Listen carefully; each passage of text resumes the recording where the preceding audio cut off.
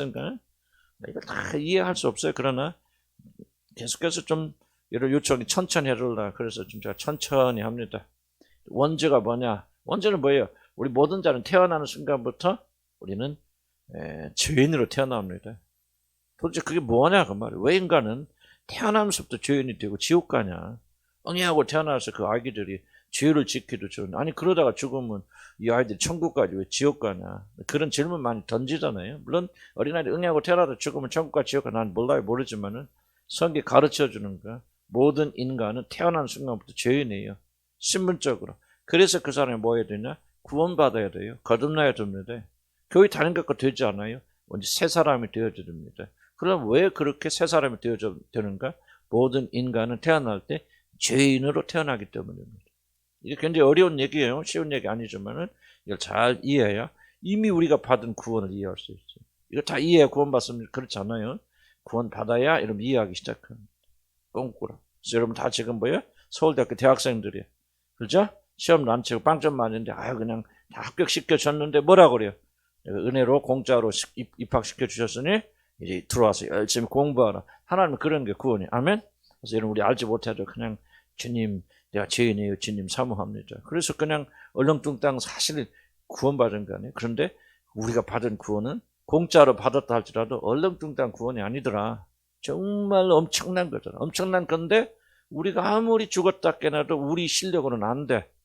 그러니까 뭐하니까 합격시켜주고 합격시켜줬으니 이 너희가 받은 선물이 무엇인가를 깨달아 그렇게 말씀. 나는 구원이 그럴 거라 생각이 들어요.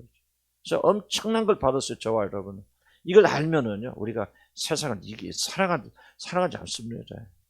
세상이 그 중요하지 여기지 않나요? 그리고 우리 마음에 기쁨이 있고 감사하고 만족이 있어요. 나도 이거 잘 모르니까 가르쳐도 잘 몰라요. 그래서 내 마음속에 불만도 있고 두려움도 있고 세상은 사랑하는 마음도 있고 그럽니다. 세상 하지 말라. 죽었다 깨나도 안 됩니다. 뭐 해야 돼요? 하나님의 사랑을 깨닫게 되어지면. 그럼 뭐 사랑 어떻게 깨닫습니까? 우리가 받은 구원이 무엇인가를 깨달아야 됩니다. 그래서 원죄라니까. 왜 모든 사람 응애하고 태어나면 다 죄인이 되어지는가 하는 것을 우리가 가르치는 거예요. 그럼 도대체 원죄는 뭐냐? 많은 사람이 이렇게 저도 그렇게 알았어요. 그 사람의 피 속에 우리가 인간이 될 때는 사람이 태어나죠. 엄마 아빠가 성관계 할 때 그때 죄가 들어갔고 그 피를 통해서 우리 죄가 전달되는 점. 그렇게 표현은 안 했지만 나는 거의 그런 식으로 이해를 했고 아마 대부분의 사람들이 원죄란 게 뭐냐? 애들이 응애하고 태어날 때 그 아이들 피 속에 아이들 안에 죄가 들어가 있어서 그가 자라나면서 죄를 짓는 것이 원죄다. 그래서 아담과 이브로부터 물려받은 죄 씨앗이 바로 원죄다. 이렇게 우리가 잘못 가르쳤는데 그게 아니다는 거죠. 그게 아니고 원죄란 뭐냐면 죄는 우리 안에 하나님이 죄를 만드셨어 안 만드셨어? 안 만드셨죠? 죄의 기원이 어떻습니까? 아무도 모릅니다. 성경에 죄의 기원을 설명하지 않아요. 다만 우리가 알려주는 것은 하나님 알려주는 것은 죄는 인간 안에 있는 것이 아니라는 거죠. 아담과 이브를 만드셨을 때 하나님께 죄 없는 인간을 만드셔서 아담과 이브는요 죄가 없었어요. 깨끗했습니다. 그런데 그가 하나님의 명령을 불순종하고 범죄하게 되었을 때 이미 존재하고 있던 어디서 만들어진지 알지 못하지만 이미 존재하고 있는 그 죄가 들어오면 다 집어삼키는 거예요. 이걸 이길 수 있는 장사 아무도 없어요. 이 엄청난 우주적 세력을 가진 죄가 아담과 이브가 하나님의 말씀을 어기고 선악과를 따먹을 때 죄를 지었잖아요. 그 죄가 그들에게 침범에 들어와서 이제 온 우주 만물을 그 죄가 다 파괴하게 되어졌다. 그래서 원죄란 말은 무슨 말이냐? 아담과 이브가 죄의 문을 열어준 첫 번째 범죄 그런 뜻이에요. 그것이 뭐예요? 선악과를 따먹은 것이죠. 선악과를 따먹었기 때문에 죄의 문을 열었고 죄가 들어오니까 뭐냐? 아담과 이브가 온전히 정복되어지고 그 다음에 아담과 이브의 이후로 그의 후손으로 태어난 모든 인간들은 하나의 예의 없이 이 강력한 죄의 세력에 삼킴받았다. 그래서 원죄가 뭐냐? 바로 첫 번째로 이 죄의 엄청난 우주적 세력에 문을 열어준 첫 번째 죄가 뭐고 잘못이 뭐냐? 이것이 바로 원죄를 이해가시죠? 자 보세요. 이게 만약에 원죄가 아담과 이브가 하나님께서 야 이거 선악과 따먹지 마라 먹으면 죽어. 그런데 그 열매 하나 따먹었다고 아담과 이브를 지옥에 보내시고 그리고 아담과 이브의 후손을 태어난 모든 인류를 다 지옥으로 보내신다면 그 좀 해도 너무하잖아 솔직히 하나님. 우리는 그런 실수 안 저지릅니까? 아니 사과 열매인지 뭐가 비슷하게 생긴 하나 내가 호기심을 따먹었다. 그 따먹은 그거 하나 때문에 하나님께서 모든 인류를 다 멸망시키시고 지옥에 보낸다. 어떻게 그런 하나님을 우리가 믿고 사랑할 수 있습니까? 너무 잘못되어 있잖아요. 그런데 그래서 뭐 보니까 아담과 이브가 죄를 지었을 때는 뭐해서 어떻게 해서 죄를 지었다고 그러죠? 속임 당해서 속아서 죄를 지었다. 자 보세요. 어려울 거 없어요. 아담과 이브는 여기다 이 물이 물속에 뭐가 있어? 독이 들어있단 말이에요. 하나님께서 이거 독이 들어서 먹지 마라 그랬단 말이에요. 그런데 정말 도대체 저거 무엇을 저렇게 저기다 타셨을까? 저기 진짜 맛있는 것 텐데 하고 그 명령을 어기고 내가 마셨다고 합시다. 마셨을 때 마신 행위는 그렇게 악하다 그렇게 볼 수 없죠. 그래서 성경이 뭐야? 이브가 약하게 가지고 죄를 졌다 그렇게 말하네요. 이브가 속임 꾀임을 받아서 이브가 죄를 졌다 그렇게 말. 그러면 아담은 왜 죄를 졌어? 이브의 꾀임을 받아서 이렇게 먹잖아. 먹으면 안 죽으니까 봐봐 안 죽잖아. 이것도 못 먹어 남자가. 그래서 같은 이브가 그러니까 홀라당 뭐 그러니까 아담도 이브도 속임 당해서 먹었는데 문제는 뭐냐면은 그냥 그것을 먹은 그 모습에 뭐가 독이 들었다면 내가 아무리 순진하고 큰 죄가 아니더라도 일단 먹으면 그 사람 죽어요 안 죽어요? 그렇죠. 그러니까 마신 죄는 그렇게 좀 심각한 죽을 정도 심각한 아닌데 만약 하나님께 말씀할 아담과 이브 너 죄를 지으면은 이걸 따먹으면은 이제 죄의 그 문이 열린다. 그래서 너희들을 삼켜 내가 만든 창조 모든 창조를 다 파멸시키려고는 엄청난 세력을 가진 죄가 너에게 들어오게 돼. 그럼 너희들은 반드시 죽게 되고 너희 후손 단 한 명도 살 수 있는 사람이 없어. 죄는 그렇게 무서운 것이니까 너희 절대로 죄에 문 열어주지 마라. 내가 순종하고 복종하고. 그게 하나님께서 말씀하신 것인데 아담과 이브는 사단의 꾀임에 빠져서 홀라당 마셔버렸다. 독이 죄라고는 독이 들은 것을 마셔버려서 모든 인류가 그것을 해서 죽게 되었단 말이에요. 아멘. 무슨 말 이해가시죠? 그래서 우리는 뭐를 이해하냐면 하나님의 존재와 함께 죄의 존재. 그게 사단이 됐건 뭐가 됐건 사단도 어떤 죄의 일부가 사단이 어떻게 해서 사단이 됐습니까? 아무도 몰라요. 성경이 말하지 않습니다. 천사가 타락된 천사 그래 됐다라고 우리가 추측하고 그렇게 하지만 그것이 맞는지 안 맞는지 어떻게 압니까? 성경은 사단의 기원에 대해서 설명하지 않습니다. 죄의 기원에 대해서 설명하지 않아요. 다만 아담과 이브가 범죄하기 이전에 엄청난 세력 들어가기만 하면 다 집어삼켜버리는 다 멸망치는 엄청난 죄가 존재하고 있었다. 그런데 아담과 이브의 문제를 뭐냐? 그것을 받아들이고 마셔버렸다. 그래서 그 결과 모든 인간 죽게 되었고 이렇기 때문에 우리가 살아갈 수 있는 이런 방법은 우리 주 예수 그리스도 오셔서 그 보혈은 피로 우리를 해독시켜 주시고 건져 주셔야만이 그렇게 살 수 있다는 것을 강조하는 거. 이게 지난주에 말씀드린 거죠. 그럼 죄에 대해서 우리가 배우잖아요. 죄에 대해서. 이제 70페이지 넘어가면 죄에 대한 성경적 고찰 도대체 죄가 무엇이냐. 도대체 무엇이길래 이렇게 난리피고 죄가 얼마나 강력하길래 하나님이신 그분께서 사람에 대해서 내려와서 죽으셔야만 해결할 수 있는 거네. 그만큼 죄는 강력한 거예요. 저는 죄가 얼마나 강력한지 알려면은 그 죄를 해결하기 위해서 무엇을 해야 되는가를 여러분 이해하셔야 돼요. 하나님께서 사람의 몸을 입고 내려와서 죽으셔야만 하실 정도로 그것만이 유일해. 왜 다른 종교의 구원이 없습니까? 그 사람이 죄가 무엇인지를 모르면 불교에도 구원이 있다. 조영기 목사 그런 넋두리 빠진 소리가 다 가졌잖아요. 나는 죄송해요. 나는 더 이상 더 심한 말이라도 하고 싶어요. 나는 복음과 반대되는 사람들은 예수의 십자가에 죽으시는 모독하는 자들은 왜 그들이 불교에도 구원이 있다고 그렇게 믿습니까? 왜 다른 종교도 구원 있고 우리 열심히 성실하게 죄 짓지 않고 살면 다 하늘나라 간다. 왜 빌리그램이 그렇게 말합니까? 그 사람들이 간과하는 게 있어요. 그들이 처음부터 그런 잘 모르겠어. 그러나 그들의 결정적 문제는요. 교회가 부흥되고 많은 사람을 구원시키기 올바른 구원 아니지만 그거 하기 위해서 반드시 그들이 피해간 게 있어요. 뭐죠? 죄에 대한 언급입니다. 죄를 말하지 않아요. 죄가 얼마나 무서운 것인가를 그들은 설명하지 않고 그들조차도 깨닫지 못했겠죠. 그래서 그런 그들이 무너지는 겁니다. 죄의 문제가 아니고 이렇게 심각한 것이 아니라면 그때 하나님의 아들이 와서 안 죽어도 되는 거죠. 불교 믿어도 되는 거고 착하게 살아도 되는 것이죠. 그래서 왜 우리는 예수 그리스도만 우리 구원자가 되시고 하나님이신 그분께서 오셔서 피를 흘리시고 죽으셔만 했는가? 죄가 그렇게 무서운 것이기 때문에 그래요. 그래서 우리 그리스도인들은요. 죄의 무서움. 여러분 보세요. 죄가 아무것도 아닌 것 같지만 거듭난 이후에도 이런 죄를 여러분 방관하잖아요. 그래서 아담과 이브가 그래 뭐 그거 한번 나도 한번 먹어보고 하나님처럼 되겠다고 홀라당 마셨는데 그 안에 뭐가 있어? 우주를 파괴시키고 우주의 모든 걸 다 죽일 수 있는 그런 무서운 독이 심어 있더라. 그 독을 가리켜서 죄라고 말한단 말이야. 그 죄가 아담의 불순종으로 인해서 세상에 들어와 버렸단 말이에요. 아담이 죄를 지으니까 없던 죄가 거기서 생겨난 게 아니에요. 간단해요. 문제는 그런 게 아니라는 게 죄는. 온 우주를 집어삼키는 강력한, 그래서 하나님의 아들만이 오셔서 해결할 수 있는 그럴 정도로 강력한 것이 우주에 들어왔고 세상에 들어왔고 여러분의 마음의 중심에 들어왔기 때문에 지금 구원받은 여러분들도 죄 때문에 계속 투쟁하고 있지 않습니까? 얼마나 끈질깁니까 저게.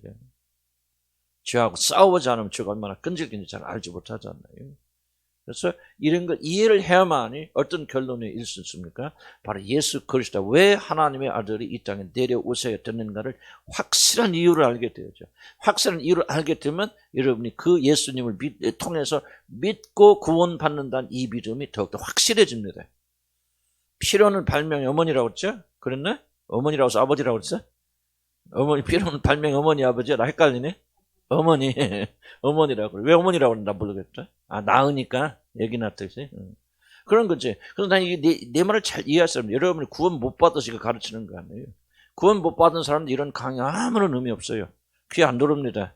구원 받은 사람 왜 이런 걸 배워야 되냐. 여러분이 예수를 믿긴 믿지만 100% 여러분이 예수 그리스도만이 구원되는 사실을 믿습니까? 믿죠. 그러나 여러분이 육은 의심합니다. 계속 도전받아요. 근데 그 믿음을 어떻게 강화시킬 수 있느냐, 여러분. 그 믿음을 구원받았지만 그 믿음을 어떻게 강화시킬 수 있는가, 필연성을 이해하셔야 돼요. 왜 하나님의 아들만이 우리를 구원할 수 있는가? 그것은 죄가 강력한 것이고, 그 누구 이 세상에 있는 사람은 단 한 명도 죄를 이기는 사람이 없어요. 그래서 죄가 무엇인가 배워나가야 됩니다. 그래야 결론이 예수 그리스도를 믿음으로만 구원받게 됩니다.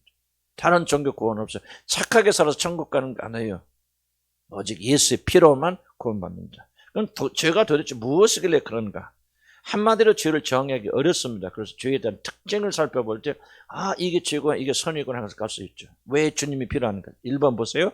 죄는 선과 악에 대한 완전한 성격을 반영한다. 이게 무슨 말입니까? 죄는요, 99% 선하고 1% 악하고 그런 거 없어요. 거꾸로 99% 악하고 1% 선하고, 또는 99% 선하고 1% 악하고 그런 거 없어요. 죄는 뭐냐? 죄와 선과 악은 중간지대가 있다 없다? 없어요. 100% 선하거나 100% 악하거나 둘 중 하나뿐입니다. 적당히 거룩한 사람 없고 적당히 악한 사람 없어요.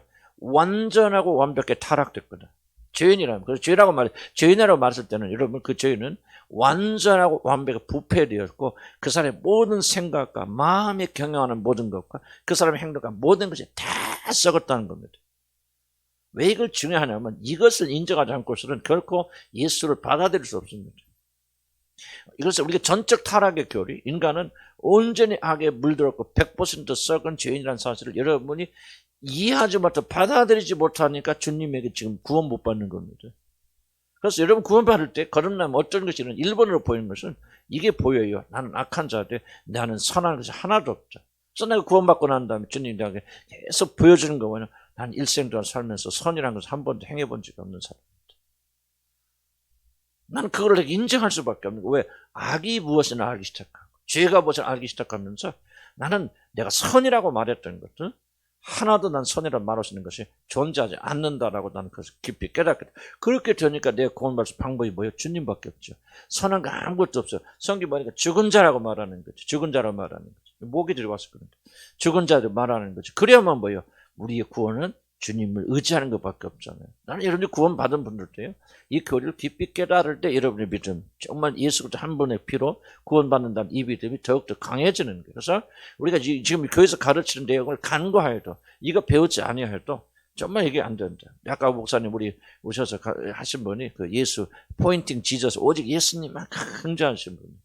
그분이 책을 보내주시고 또 가르치는 원조 목사님 책을 보셨는데 제가 저쪽 읽어보고 들어오고 강의 듣다가 난 이거 아니다고 덮어버렸어요. 왜냐면은 잘못된 게 아니에요.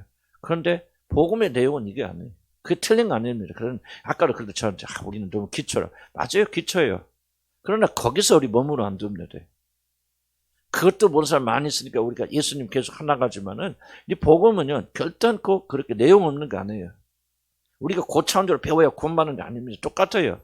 그거 해서도 구원받아서 더 받을 수 있는데 우리는 더욱더 그리스도 안에서 자라나려면요. 더 깊은 내용, 우리가 이미 받은 선물이 무엇이고 구원이 무엇인가를 깊이 깨달아야 돼요. 이것만이 여러분이 더욱더 주님을 알아가고 그리고 여러분이 더욱더 변화될 수 있는 유일한 방법은 다른 거 없어요.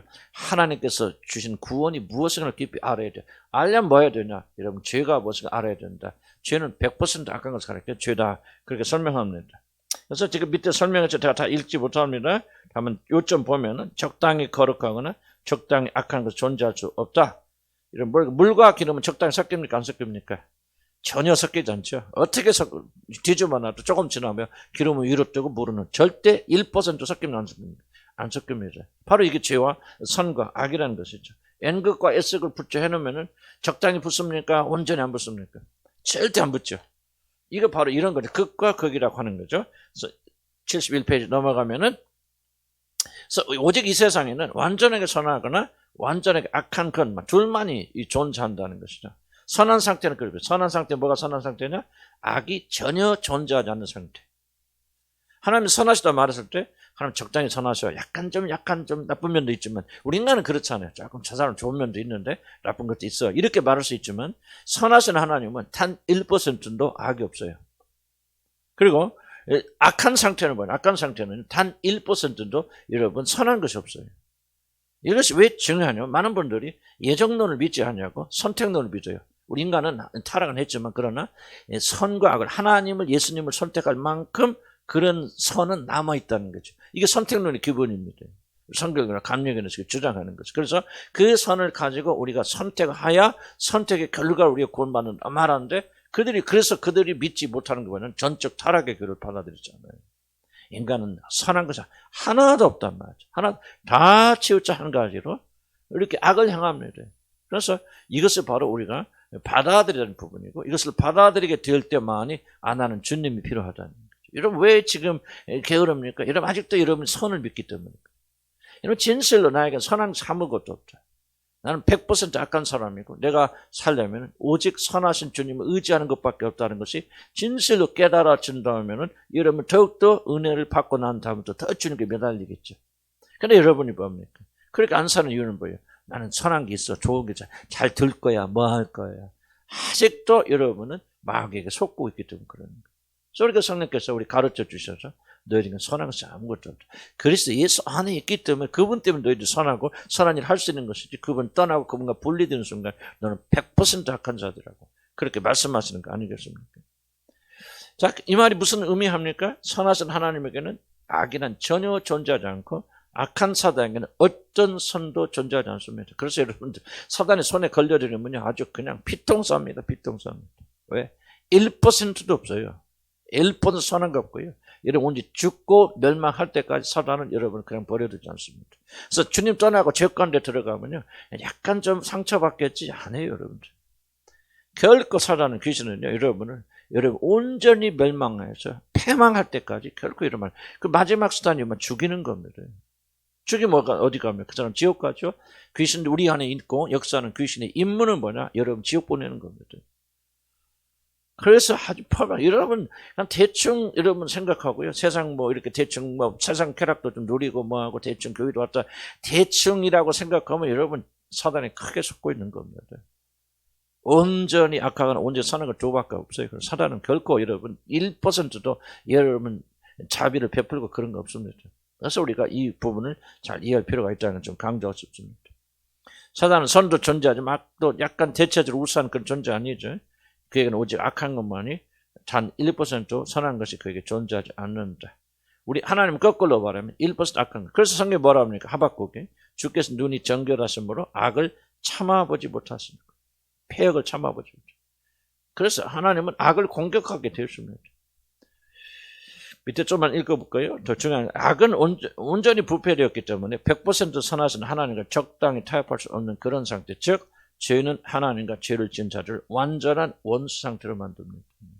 그래서 우리는요, 구원받지 못했다면, 구원받아서 마치 우리 육신은 마찬가지인데, 100% 악하고 100% 선한 하나님과 만나면 뭐예요? 충돌하게 돼 있죠. 자, 보세요. 공통점이 없어, 하나님과 인간은. 하나님도 적당히 한 90% 선하신데 10%좀 약해. 우리도 한 90%는 악한데 10%는 선한데 90% 악한 것이. 그러면 하나님 악과 우리 악이 만나서 서로 친구할 수 있잖아요. 이런 친구는 뭐예요? 친구는 공통 분모가 있잖아요. 내가 누군지를 알려면 내가 누구와 사귀는가를 보면 알아요. 그 사람이 곧 납니다. 그래 투영되는 거죠. 그런데 하나님과 우리는 죄는 전혀 공통점이 없어요. 그럼 뭐예요? 원수 상태죠.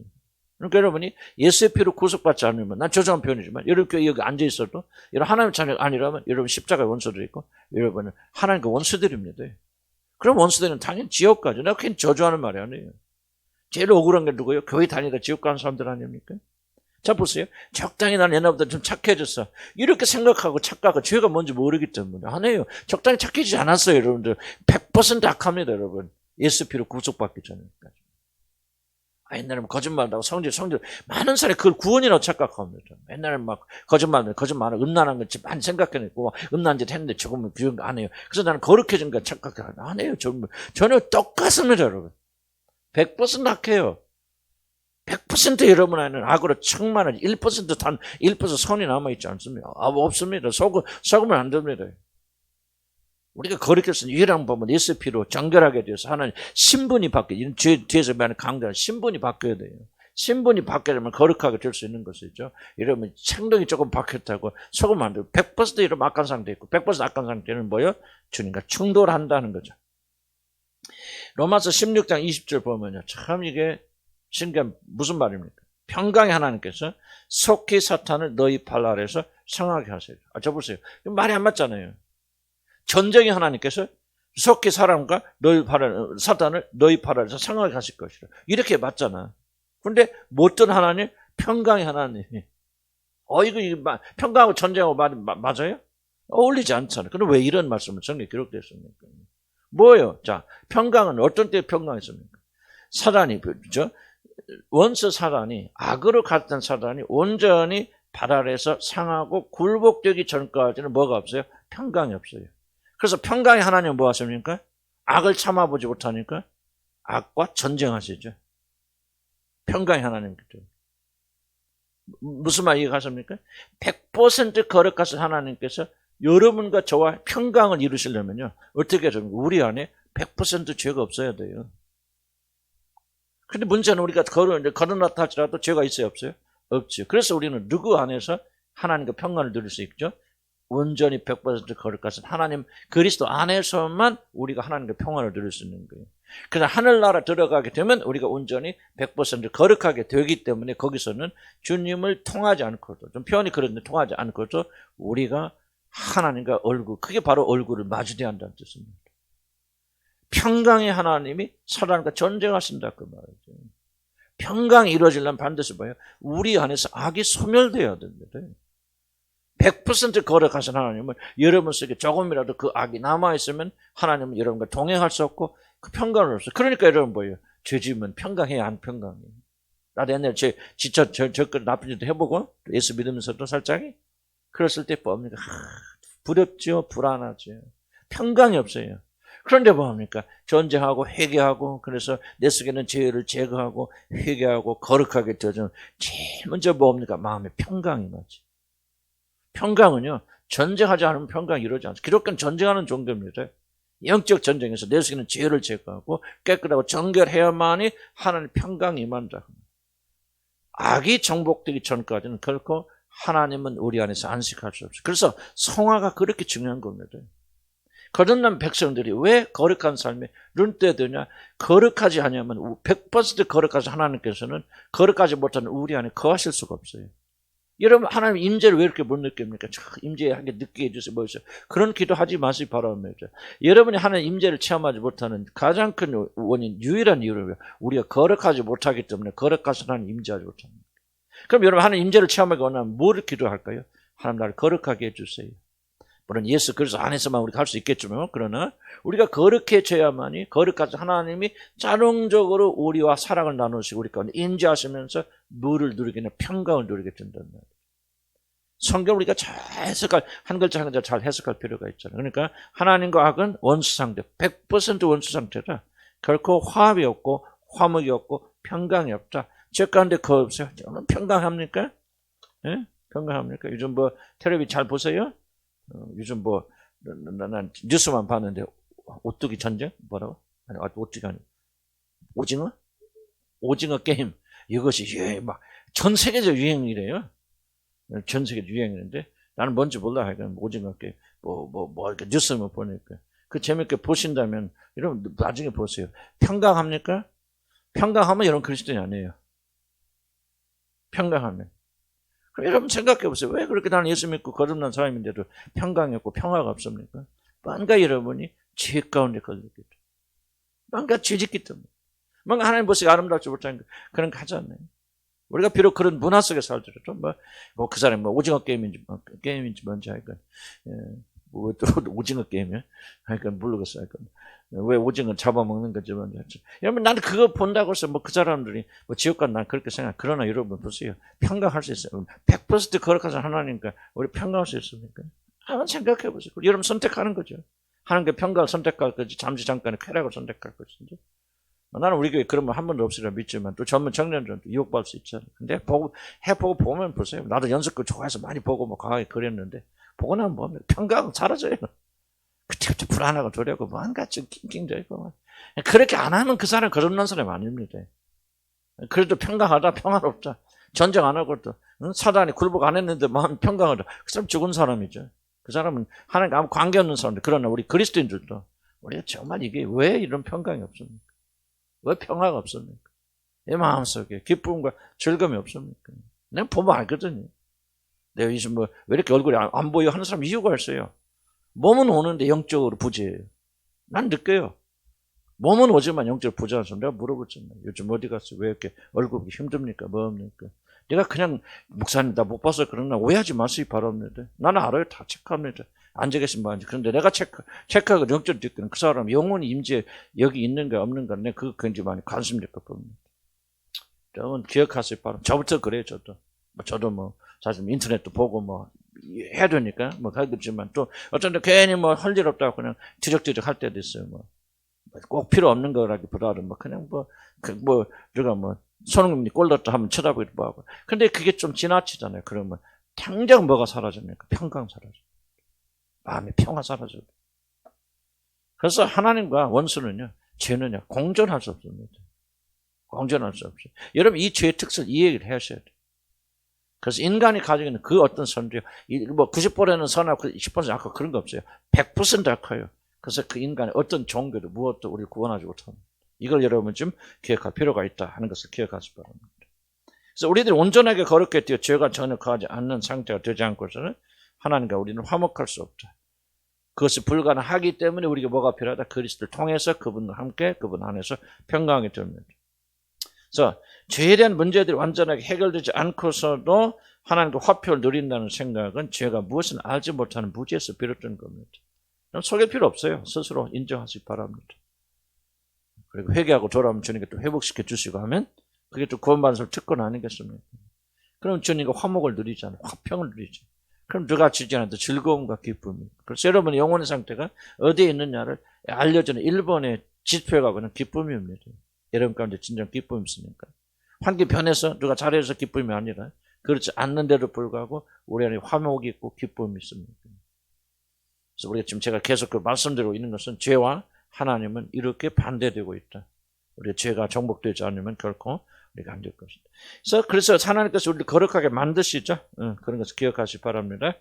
자, 이 세상에 적당하게 타락한 자, 비록 타락하였지만은 어느 정도 선이 남아있는 그런 사람 단 하나도 없습니다. 무슨 말 하고 있을까요? 구원이 필요하다는 얘기입니다. 전적으로 주님께서 오셔서 건져주신 이 구원 아니면 여러분 결코 구원받을 수 아무도 없습니다. 여러분 종교인은 뭐냐면요, 적당히 선을 행사하고 자기 노력으로 그렇게 스스로를 구원받을 수 있다고 생각하는 게 종교인입니다. 율법 지키고 행하고 끝내가 또 주일날 다른 데 안 가고 왔다 갔다 하고 이렇게 하니까 나는 하나나라 가겠지, 구원받고 지옥 안 가겠지. 이게 바로 종교인입니다. 그러나 여러분 악은요 100% 악한 거예요. 여러분 90% 선하고 10% 악하지 않아요. 90% 악한데 10% 선한 그런 거 없어요. 여러분 100% 악한 겁니다. 100% 악한. 그래서 우리는 뭐가 필요하냐? 오직 우리 죄를 건져주실 그리스도의 은혜가 필요한 거고 거듭남이 필요한 거고 그리스도가 필요한 겁니다. 다른 종교 구원 없어요. 절대로 우리를 구원할 수 없습니다. 이 죄 앞에서 100% 거룩하지 못하는 우리를 구원하시는 100% 거룩하신 분이 오셔서 우리를 건져 주셔야 되는데 그런 분은 예수 그리스도 한 분밖에 없잖아요. 그래서 기억하세요. 아마 성령께서 이걸 깨닫게 해주셔야 됩니다. 그래서 여러분이 나는 100% 악하구나. 선하는 것이라는 것은 내 안에 조그만 것이라도 남아있지 않구나. 깨달으면요 자랑 안 합니다. 겸손해져요. 겸손해질 수밖에 없죠. 이걸 깨닫지 못하니까 또 이렇게 교만해지고 자랑하고 자꾸 간증하고 그러죠. 그러나 나는 정말 죄인 중에 괴스러구나. 그렇게 생각한다면요. 누가 교만하지 말라고 해도 교만하라도 교만할 수 없잖아요. 겸손할 수밖에 없잖아요. 그래서 우리가 주님의 은혜가 더욱더 필요하고 구원받는 사람들만이 은혜를 알겠고 그리고 또 주님의 은혜를 필요로 하게 되었습니다. 그래서 먼저 죄의 특성 알아야 됩니다. 죄는 중간지대가 있다 없다? 없다. 100% 악하고 100% 죄가 가득 찬 것이 바로 악이다 하는 것을 합니다. 밑에 보면 세 번째 줄은 죄를 지으면요 그 사람이 일부만이 타락하는 것이 아닙니다. 100% 완전히 타락합니다. 물론 이것은 도덕적 윤리적 의미가 아니다. 죄의 배움이라면은 아니다. 영적으로 그렇게 타락되어 있다는 것을 강조합니다.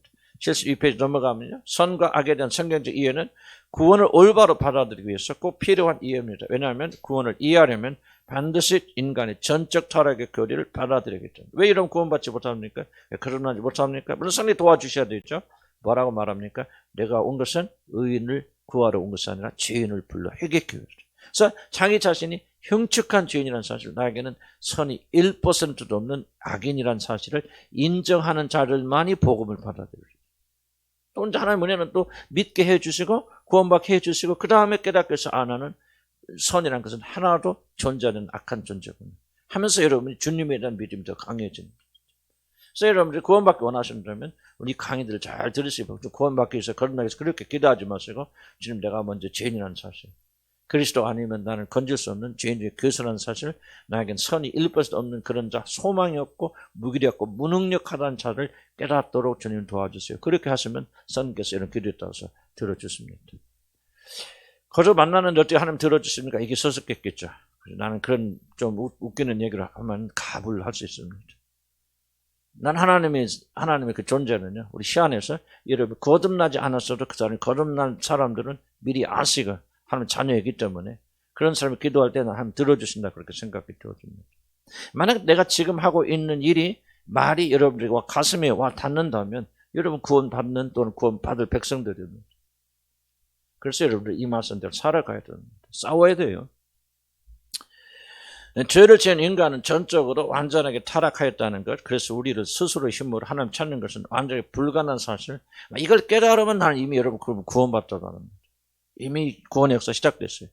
거듭났기 때문에 이걸 깨닫게 되는 거예요. 그래서 거기서 깨달음을 가지고 주님께로 나가고 회심하여서 예수를 나의 구주로 받아들일 때, 영접하게 될 때 칭이 받게 되고, 칭이 받으니까 약속된 성령 선물로 주십니다. 이게 바로 구원의 올바른 가정이죠. 그렇죠? 이 부분을 내가 왜 읽어가냐면, 읽어갈 때 성령께서 이 말씀을 가서 이런 깨닫고 죽은 영을 살려냈습니다. 보니까 믿어지는 거예요. 전혀. 나는 내가 23살 대학교 4학년 3월 1일에 거듭났는데 그 순간과 이후는 전혀 완전히 180도 다른 존재가 되어졌거든요. 나는 그전까지 믿지 못했어요. 전혀 믿지 못했던 사람이 그 순간부터 나는 180도 모든 걸 다 믿는 사람으로 소련히 순식간에 됩니다. 나는 모든 사람이 이렇게 변한다고 생각합니다. 다만 이 시점을 인식하는 못하느냐 이것 차이가 있을 뿐이지 모든 사람은요 전혀 믿지 못해 100% 악한 사람이었다가 예수를 나의 구주로 받아들이는 순간 100% 온전하게 되어지는 그런 극적인 변화가 일어나게 됩니다. 이 극적인 변화가 저와 여러분에 일어나야 됩니다. 이게 바로 구원이에요. 그럼 그 사람은 온전히 변하고 그 사람은 영원히 변하고 그 사람은 올라갔다 내려갔다 하지만 그는 다시 세상을 향해 나가지 않습니다. 그래서 여러분이 그걸 기도하시고 그거를 여러분 추구하셔야 되고 그것을 믿으셔야 됩니다. 그래서 우리 스스로의 힘으로는 아무도 하나님 찾아갈 수 없다. 전적으로 무능력한 존재가 되었다는 사실을 받아들여야만이 예수 그리스도의 구속작을 100% 의존하여서 그걸 받아들이고 구원받게 되었습니다. 저는 구원받는 사람이 이것을 더욱더 깊이 깨달음으로 그 사람은 확실한 구원 속에 거하게 되어집니다. 그래서 정말 중요한 것은 뭐냐? 나는 100% 악한 자이고 내 안에는 그러므로 1%도 선한 것을 행할 수 있는 능력이 없는 자다. 내가 살 수 있는 유일한 방법은 죽은 사람이기 때문에 예수 그리스도가 오셔서 나를 살려주시면 살 수 있다는 이 믿음이 들어오면 그 사람은 거듭난 거예요. 그 믿음을 가지고 출발해서 주님을 알아가면서 이제 여러분이 어느 시점이 되면 난 이제는 오직 주님만을 살겠다 하고 여러분의 생명을 주님께 드리게 될 때 그때 여러분 거룩하다, 죄 없다, 칭함받게 되어지고 칭함 줬으니까 뭐요? 약속하신 성령을 우리에게 보내주셔서 그 성령이 여러분 안에 인자하시고 내재하시도록 도와주는 겁니다. 그래서 아마 여러분들은 뭐 거듭나긴 났는데 아직까지 이런 단계에 들어오지 못한 분들이 있을 거예요. 획기적인 체험, 경험을 하신 분, 변화가 있지 않다면 좀 이런 과정이 있을 수 있겠죠. 또 획기적인 변화가 일어났다 할지라도 너무 세상 속에서 많이 놀았던 분들, 모든 몸이 그냥 세상에 쩔어 있는 분들 계세요. 솔직히 까놓고 얘기해요. 이분들이 참된 믿음 생활하기 굉장히 어렵습니다. 투쟁하고 그 사람들은 더욱더 갑절의 노력을 해야 되는데 안 해요. 그래서 그 사람들 거듭났어도 구원을 다 완성을 못 받거나 구원 거듭났고 하나님 자녀가 되었음에도 불구하고 부끄러운 구원을 받을 수밖에 없죠. 저도 사실 그런 사람 중에 아니에요. 원체 나를 놀기 좋아하고 내 멋대로 하기 좋아하는 사람이기 때문에 정말 이게 참 노력해도 잘 안 돼요. 그래도 어떡합니까? 노력해야 되죠. 아멘? 그래도 우리가 반나절 주님께 부르짖어서 나 같은 자를 구원해 주셨으니 올바로 살도 발버둥 쳐야될까 합니까? 왜 멸망받을 세상을 아직도 끼웃거리고 계십니까? 거듭나지 못하도 어쩔 수 없어요. 그 사람은 그럴 수밖에 없어요. 교회 나오는 게 이상한 거예요. 지금 여기 앉아있는 게 이상한 거예요. 그러나 거듭난 사람들 왜 그렇게 기웃거리고 계십니까? 믿기는 믿어더라도 뭐합니까? 원체 세상을 향한 이 끈이 너무 강한 거예요. 세상에 막 놀아왔어. 그냥 아주 그냥 세상이 그냥 이런 거 세상과는 분리할 수 있는 그런 연결이 있어. 그러면 그 사람이 거듭났어도 굉장히 어려움을 겪어요. 그 사람은 뭐야? 갑절의 노력을 타야 됩니다. 눈물을 흘려야 되는데 근데 안 한단 말이죠. 이게 비극 아닙니까? 어떤 사람들은 말씀을 은혜 받고 하면서 열매 맺어 가지 않습니까? 아멘? 그렇게 믿으시면 좋잖아. 그렇죠? 그래, 안 그래? 재미없어, 애써 믿는가? 재미없어. 나도 재미없어요. 재미없는데 이게 유일한 생명이에요. 나는 육신을 가지고 있기 때문에 세상이 더 즐거워. 이상하게 들립니까? 나 솔직해지자고요. 기도하는 게 즐겁습니까? 나가서 노는 게 즐겁습니까? 여행 다니면서 경치 구경하는 게 더 즐겁습니까? 까놓고 얘기합시다. 경치 구경하는 게 더 즐겁잖아. 안 그래? 내 말 틀렸어요? 우리 본성은 그런 걸 더 좋아해요. 그러나 뭐요? 날마다 자기를 부인하고 십자에 못 박고 그리고 자기 자신을 쳐서 굴복시켜서 우리가 나오는 거예요. 거듭나기 전에 이런 거 못해요. 그러나 거듭나서 성령 우리 안에 계시니까 우리가 뭐요? 정말 육신이 좋아하는 것을 하지 않는 거죠. 못 박는 거예요. 그래서 뭐합니까? 저녁마다 와서 엎드려 기도하고 시간 날 때는 엎드려 기도하고 그러자 우리 교인들 보면 다 밤이가 와서 기도하는 분들 계세요. 뭐 다 잘한다. 나 그렇게 말하기 어렵지만 그러나 왜 그들은 뭐 놀고 싶은 마음 없겠어요? 근데 왜 그렇게 자기를 쳐서 굴복시킵니까? 이게 옳은 줄 알고 성령이 그 안에 계시기 때문에 성령의 능력으로 그들이 자기 육신을 쳐서 굴복시켜서 하나님께 무릎 꿇리지 않습니까? 이게 바로 여러분 그리스도인 삶이죠. 그리스도인 되어주면 변화됐다고 그래서 막 그냥 막 이런 막 기도하는 것이 즐겁고 재밌고 막 말씀 듣는 것이 막 너무나 즐겁고 신비하고 막 드라마 보는 것보다 더 재밌고 난 드라마 보는 게 더 재밌어요. 한번 보면 드라마 아니라도 이런 뭐 연습 뭐가 요즘 다 물리고 사니까 축구 본다 난 운동 안 봅니다만 이런 뭐를 본다고 없어도 예를 들면 딱 1시간 금방 가요. 나 솔직히 까놓고 얘기할게요. 내가 유튜브 하면서 뭐 필요한 거 뉴스 보는데 1시간 금방 가요. 기도하는데 1시간 금방 안 가요. 나는 솔직하게 나 거짓말 못하잖아요. 그런데 우리는 뭐합니까? 우리 안에 계신 성령 역사하시는 말미암아 편하게 살려고 하는 나자를 쳐서 굴복시키잖아요. 이게 옳은 줄 알기 때문에 안 그래요? 이게 있는 사람은 하나님 자녀들이에요. 이 전쟁도 하지 않는 사람은 하나님 자녀들 아니라고 말이에요. 예수 믿는 사람 모든 것이 변화됐다고 해서 모든 것이 쉽고 수월하고 뭐 즐겁고 이러고 그러면 예수 믿는 것이 얼마나 쉽습니까? 기도할 필요 없고 울 필요 없잖아요. 그런데 이게 안 되니까 우리 자신을 쳐서 애통하면서 애교하면서 주님 언제나 나는 이 육신의 몸에서 자유롭게 되어서 정말 원 없이 우리 주님 한번 사랑하겠습니까? 정말 구속의 날을 기다리는 거 아니에요? 그러죠? 이런 애통이 있다면 여러분은 100점 안 맞아도 하나님 자녀라 그 말이에요. 그래서 우리가 이 죄가 무엇인가 배워나가면서 죄가 얼마나 무서운가를 싸워서 이기는 그런 사람들이 되어야 된다. 그래서 100% 낙하니까요. 기록 구원은요. 여러분 자신을 개선함으로 구원에 이르는 것은 아예 불가능합니다. 착하게 살자 뭐였어요? 아까 목사님이 얘기했던 자기 절대로 윤리적 설교 안 하신다고 했잖아요. 가르쳐가는 이 가서 저 가서 왜 그렇게 개선해서 되는 게 아니에요. 구원은 개선해서 되는 게 아니에요. 많아서 착각합니다. 내가 과거에는 막 음란했는데 지금은 음란하지 않아요. 막 과거에는 매일 싸우고 다투고 막 소리 지르고 그러는데 지금은 그렇게 안 해. 많이 변화돼서 그것이 여러분 구원의 변화 결과라고 생각하는 여러분 큰 착각입니다. 그거 구원 안 해요. 물론 결과로서 올 수 있지만요. 그런 변화가 여러분이 구원받았다. 오늘 여기 앉아 계신 것이 여러분 구원의 증거라고 생각한다면 큰 잘못의 구원 오해입니다. 아까 뭐라서 목사님 했잖아요. 구원은 뭐예요? 생명이에요. 아까 얘기했잖아요. 나 싫어요, 힘들어요, 기도하기 찡찡대요. 그런데 내 안에서 생명 있잖아요. 가게 만들잖아요. 엎드리게 만들잖아요. 싫은 일도 하게 만들잖아요. 이게 뭐예요? 생명이라는 거예요. 이 생명이 우리 안에서 역동적으로 그 생명이 우리 안에서 열매 맺게 만드는 것이죠. 이런 많은 분들이 착각합니다. 나 옛날에 뭐 그렇게 했었는데 지금은 안 그래요. 내가 구원받았어요. 이러면 속으면 안 돼요. 그거는 구원의 증거가 아니에요. 구원의 증거는 여러분 생명이 있냐 그 말이죠. 오늘처럼 말씀하시고 격려하시고 위로하시고 채찍질하시고 게으러지면 이렇게 세우시고 그런 하나님의 생명이 여러분에서 흐르고 있냐 그 말이죠. 있으면 하나님 자녀들이 없으면 빨리 거듭나셔야 돼요. 이 성령을 받아들여야 돼요. 성령을 받아들여야 돼요. 그래서 성령 우리 안에 역사하셔야 돼요. 그래야 우리는 올바른 구원의 길로 들어갑니다. 그래서 여러분 왜 기독교는 거듭남을 그렇게 강조하고 무슨 강조합니까? 이게 죄가 그래서 100% 악한데 100% 죽은 사람 100% 악한 사람 어떻게 자기 스스로 개선합니까? 아주 간단하죠. 그런데 100% 아니고 90% 악한데 10% 남았다. 그러면 10% 가지고 뭔가를 해야 한단 말이에요. 장사라도 할 거 아니에요. 10% 있으니까. 이게 바로 선택론을 강조하는 사람들의 주장이죠. 안 돼요. 나는 그걸 믿을 수 없어요. 악은 100% 악하고 선은 100% 선한 것이다. 그래서 밑에 나오면 죽었기 때문에 하나님께서 다시 살리시는 은혜에 의해서만 우리는 구원받을 수밖에 없다. 적당히 악한 자는 없기 때문에 적당한 방법으로 구원받을 수 없다. 거듭나야 돼요. 하나님과 만남이 일어나야 돼요. 그래서 여러분 전 존재가 뒤집어지고 바뀌어져야 됩니다. 그래서 니고데모 선생 아닙니까? 거룩한 사람 뭐라고 말합니까? 진실로 진실 내게 이르노니 사람이 거듭나지 않으면 결단코 하나님 나라를 쳐다도 못 볼 것이다. 그렇게 말씀하셨다. 두 번 모든 죄는 하나님께 되어지는 것입니다. 수없이 많이 강조했어요. 또 하시는 말이 그러나 정말 우리가 마음속에 들어와야 됩니다.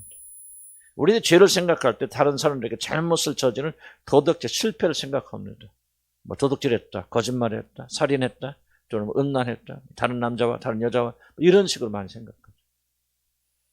그러나 성경이 정의한 죄는 뭐냐? 사람들 사이에서 일어나는 윤리 도덕적 실패가 아닙니다. 이건 죄가 아니라 괜찮다 말을 하고 있는 게 아니에요. 정말 중요한 것이 뭐냐? 윤리적 도덕적 실패가 아니라 그런 면에서 본다 이런 좀 꽤 괜찮죠, 여러분. 그렇죠? 지금 뭐 도둑질 하는 것도 아니고 여러분 오늘까지 정말 어디 춤추러 놀러 다니는 것도 아니고 좀 그래도 은혜 받자 여기 나와 있잖아요. 그러니까 거룩하지 상대적으로. 그게 거룩이 아니다. 윤리적 도덕적인 그런 것이 아니라 죄는 뭐냐? 피조물인 우리 인간과 창조주 하나님 사이에서 일어나는 그 어떤 실패를 죄라고 말합니다. 그래서 1번이 뭐냐? 사람이 아니에요. 윤리와 도덕이 아니고 하나님과 나 사이에 어떤 실패가 있느냐? 이게 죄의 핵심이라는 거예요. 쉽지 않습니다. 이렇게 사고 우리가 안 해왔기 때문에 인간적으로 사고했기 때문에 그러나 성경이 그렇게 말합니다. 모든 죄는 하나님과 사이에서 일어나는 관계적 문제입니다. 윤리 도덕적 문제가 아니에요. 관계적 문제. 하나님과 사이에 무엇이 일어났다? 이게 죄라는 거죠. 즉 죄를 지으면 다른 그 무엇보다도 먼저 하나님과의 관계 치명적인 일이 일어납니다. 주목해요. 그런데 이것을 왜 어떤 사람이 중요하고 어떤 중요하지 않습니까? 하나님을 중요하게 여기지 않는 사람들 이 말이 아무 의미가 없어요. 하나님과 나하고 관계 사이에 일어나는 자. 옆집 사람하고 나는 얼굴도 보기 싫고 별로 상관이 없는 사람이에요. 그런데 내가 어떤 일이 일어나서 그 사람과 사이가 벌어진다면 고민해요 안 해요? 고민하지 않죠. 별로 관심 없는 사람 얼굴 보기도 힘든데 잘 됐지 뭐. 저 사람 내가 안 본다고 돼 죽나? 그런데 만약에 여러분의 자녀와 관계가 일어난다 문제 일어난다면 힘들잖아요. 힘들죠. 왜? 그 관계 중요하니까. 그래서 여러분 그래서 죄는 죄에 대한 인식은요 구원받지 못하면 죄에 대한 인식은 일어나지 않아요. 할 수가 없어요. 왜? 윤리적 도덕적으로 본다면 내가 거기에 그렇게 했구나 실패했구나 좀 이렇게 해서 다른 사람 마음을 아프게 했구나. 전부 윤리적 도덕적 차원이죠. 그것은 거듭나지 않은 사람도 이런 양심의 가치를 받을 수 있겠어 없겠죠? 있겠죠. 그런데 하나님 관계에서 문제 일어났구나 하나님 마음을 아프게 했구나 이렇게 되는 것은 거듭나서 하나님의 존재가 중요한 존재가 되어져야 그때부터 가능하죠. 무슨 말인지 가시죠? 그래서 여러분 거듭나게 되면 이 죄에 대한 개념이 바뀌고 사고가 바뀝니다. 그러나 내가 네가 과거에 잘못해서 우리 자녀들에게 아픔을 줬거나 뭐였거나 이게 지금 이런 마음도 들지만 더욱더 큰 고통은 뭐냐? 이것이 하나님에게 어떤 영향을 주느냐? 이것이 바로 죄에 대한 이해의 중요한 출발이다. 그래서 이것이 바로 가장 중요한 문제와 핵심이 되어야 된다. 73페이지 넘어가면은 자, 요셉 보십시오. 요셉 이야기를 수없이 해서 듣기 마시기 바랍니다. 요셉은 보디발의 아내가 몇 살인지 모르겠어. 그런데 이 요셉이 굉장히 준수한 잘생긴 청년이었죠. 그런데 이 젊은 청년 한참 또 젊은 청년 아니라 그때 17세, 20세 몇 살 언제가 모르겠어. 20몇 살 됐다 합시다. 한참 미남에다 꽃피는 시기에 이 보디발의 아내가 성적으로 유혹하지 않습니까? 밤낮으로 유혹하지 않습니까? 그때 요셉이 왜 그를 거절합니까? 그 말 잘 들으시기 바랍니다. 내가 이렇게 보디발, 나 주인이 나를 이렇게 높여서 가정 총무까지 하고 장신도 이렇게 그마저 모든 걸 했는데 내가 어떻게 우리 주인에게 이 은덕을 내가 배반할 수 있으면 그렇게 말하지 않을까? 젊은 요셉이 뭐라고 말합니까? 내가 이 큰 악을 행하여 어찌 하나님께 득절할까? 자, 이게 굉장히 중요한 말이거든요. 요셉의 의식 속에 뭐가 있냐? 하나님의 관계 1번이라는 거예요. 좀 내가 이거 잡혀서 내가 잡혀가서 재수없이 잡혀가지고 당신도 바람 피다가 내 감옥 가면 내 신세가 뭐가 되는 이게 아니에요. 자기 안전 1번이 아니에요. 그리고 보디발이 굉장히 중요한 사람에도 불구하고 보디발의 관계가 1번이 아니에요. 내가 어찌 이 큰 악을 행하여서 하나님께 득죄하리까? 요셉의 마음속에 뭐가 있어요? 하나님의 존재가 제일 중요해요. 그래서 하나님 죄로 인해서 하나님에게 어떤 영향을 주고 그 관계가 파괴되는 걸 인해서 그것을 가장 고통스럽게 여겼다. 이게 바로 죄의 핵심이라는 거죠. 그래서 밑에 쭉 내려오면 이런 말씀. 그가 단호하게 악을 거절할 수밖에 없었던 이유는 뭐냐? 그가 짓는 모든 죄는 하나님의 대항에 짓는 것입니다. 여러분 이걸 받아들이면 죄가 달라지기 시작합니다. 여러분 보세요. 많은 사람들이 죄를 가볍게 여기는 이유가 뭐죠? 그 죄에 대한 결과가 심각하지 않다고 생각되면 가볍게 여깁니다. 그래 시기 질투 다 하는 걸 수 있지. 그렇게 생각하거든요. 그런데 만약에 시기 질투하는데 내 은손이 잘라져 나간다. 그러면 시기 질투를 심각하게 생각하지 않을 거예요. 심각하게 생각하지. 왜? 이 결과가 심각하기 때문에. 그래 많은 사람들이 왜 죄에 대해서 하나님과 관계에 대해서 그렇게 심각하게 생각하냐? 하나님 자체가 중요하지 않은 거예요. 심각하지 않은 거예요. 그런데 요셉은 뭐예요? 그 관계가 너무너무 심각한 거예요. 너무너무 중요한 거예요. 그러니까 나는 죽어도 좋아, 쫓겨나도 좋아. 그러나 나 하나님에게 죄 지을 수 없어. 이게 바로 젊은 요셉 하나님의 백성이 가지고 있는 참된 마인드였다 그 말이죠. 그래서 모든 죄는 하나님께 대항을 짓는 것이고 그렇기 때문에 죄를 짓게 되면 무엇이 가장 1번의 영향이 옵니까? 우리 현대인들은 뭐합니까? 내 삶에 어려움만 없다면 이게 죄를 지어도 큰 지장만 없다면 괜찮아. 이렇게 다 생각해요. 그래서 하나님께서 그만해서 시기하지 마, 질투하지 마, 그런 엄청난 명령을 주셨음에도 불구하고 우리는 어기는 것을 그냥 가볍게 여깁니다. 그래서 결과 생각하죠. 죄를 지은 결과 나한테 어떤 손해가 있느냐, 내가 어떤 고통을 겪느냐, 전부 이렇게 죄를 측정하기 때문에 우리는 죄에서부터 벗어나지 못하고 있는 거죠. 그런 적 없다 할지라도 내가 죄를 지었고 잘못을 저질렀는데 불구하고 아무런 생활에 지장이 없다 할지라도 이것이 하나님과의 관계에 어떤 영향을 주고 있냔 말이죠. 이렇게 생각해야 되는데 이렇게 생각하지 않기 때문에 우리를 계속 죄를 짓게 된다. 아까 좀 드라마가 됐건 유튜버가 됐건 분담합시다. 그것 자체가 얼마나 악한 것이냐? 저도 그렇게 많이 생각해요. 그러니까 이것까지 이게 큰 문제가 될 거예요. 하고 생각하는데 뭐를 생각하지 않을 때가 많냐면 이렇게 세상의 것에 빠짐으로 하나님과 나의 관계가 멀어진다는 걸 생각하지 않을 때가 많아요. 이해가시죠? 무슨? 정말 중요한 것은 뭐냐? 내가 이런 거 해가지고 드라마 보는데 내가 우리 집에 드라마 보고 집이 망하고 자취지 않고 그런 거 안 일어나요. 여러분 드라마 본다고 하나님께서 벼락 내리겠습니까? 안 내려요. 아무 지장 없어요. 괜찮아요. 그래서 우리는 뭐라 생각하냐면 이런 거는 괜찮다, 죄가 아니다. 그렇게 저도 속을 때가 많이 있어요. 그런데 그것을 왜 그렇게 생각합니까? 하나님과 나의 관계가 절대적으로 중요하지 않기 때문에. 그래서 우리가 죄에 대해서 배우는 것은 우리가 우리 죄에 대한 개념을 바꿔나가야 돼요. 우리가 성화되고 거룩하게 되어지려면요. 이 죄에 대한 개념을 바꿔야 돼요. 요셉은 그리고 다윗도 마찬가지로 왜 그들이 그렇게 올바른 믿음 생활을 할 수 있었느냐? 하나님의 존재가 절대적이었거든요. 그러니까 사람의 관계는 틀어져도, 사람과 원수가 되어져도, 네가 그 일을 통해서 내가 다 뭐 죽임을 당하고 뭐 우리 가정이 풍지박산이 돼도 그것이 괜찮다는 말은 아니지만 오케이다 그 말이야. 그러나 다윗이 마지막 기도한 게 뭐예요? 무엇만은 걸어가지 마시옵소서. 주의 성령만은 내게서 걸어가지 못이옵소서. 뭐예요? 다윗은 1번의 중요한 이슈가 뭐예요? 하나님과 관계했단 말이죠. 이게 죄와 죄 아닌 것을 결정짓는다. 저와 여러분이 이렇게 자라나야 돼요. 여러분들. 목사가 제가 앞에서 참 잘해야 되는데 좀 부족해서 좀 죄송합니다. 그래 정말 저도 연구를 해보는 게 도대체 왜 그렇게 어떤 부분에 어떤 영역에서 내가 이렇게 무기력하고 힘이 없을까? 도대체 내가 왜 이런 그 죄들을 사람과 분노하는 거죠? 옛날에 분노할 때 뭐였습니까? 좀 그래 한 번씩 남자 분노해야지 말이지. 뭐 잘못하고 있는데 혼도 내야 되고 말이지. 이게 내가 살아있는 것도 해야지. 내가 언제까지 매일 이렇게 죽고 이렇게 살 거야? 라고 생각했어요. 그런데 분노를 하니까 얼마나 근데 내가 우리 양평에 땅을 놓고 그 앞집 집을 진다라고 한 번 다퉜어. 딱 한 번 다퉜는데 그러고 나서 한 달 동안 내가 주님과 교제가 막힌 거야. 기도 안 돼요. 그때 깨달았어요. 내가 분노해서 지금도 분노가 있습니다. 있지만 옛날에 비해서는 90% 이상은 나는 살았다. 내 스스로 평가하는데 뭐 다른 사람 어떻게 판단하시고 우리 같이 사시는 사모님 어떻게 판단하실지 잘 모르겠어요. 그러나 나는 내가 볼 때 거의 90%의 분노는 사라졌다고 생각합니다. 계기가 먼저입니까? 잘 들으시기 바랍니다. 그때 내가 한번 소리를 지고 너무 악하단 말이에요. 그러니까 나를 참지 못하고 말이지 한번 쏟아 싸웠어요. 그러고 났더니 뭐야?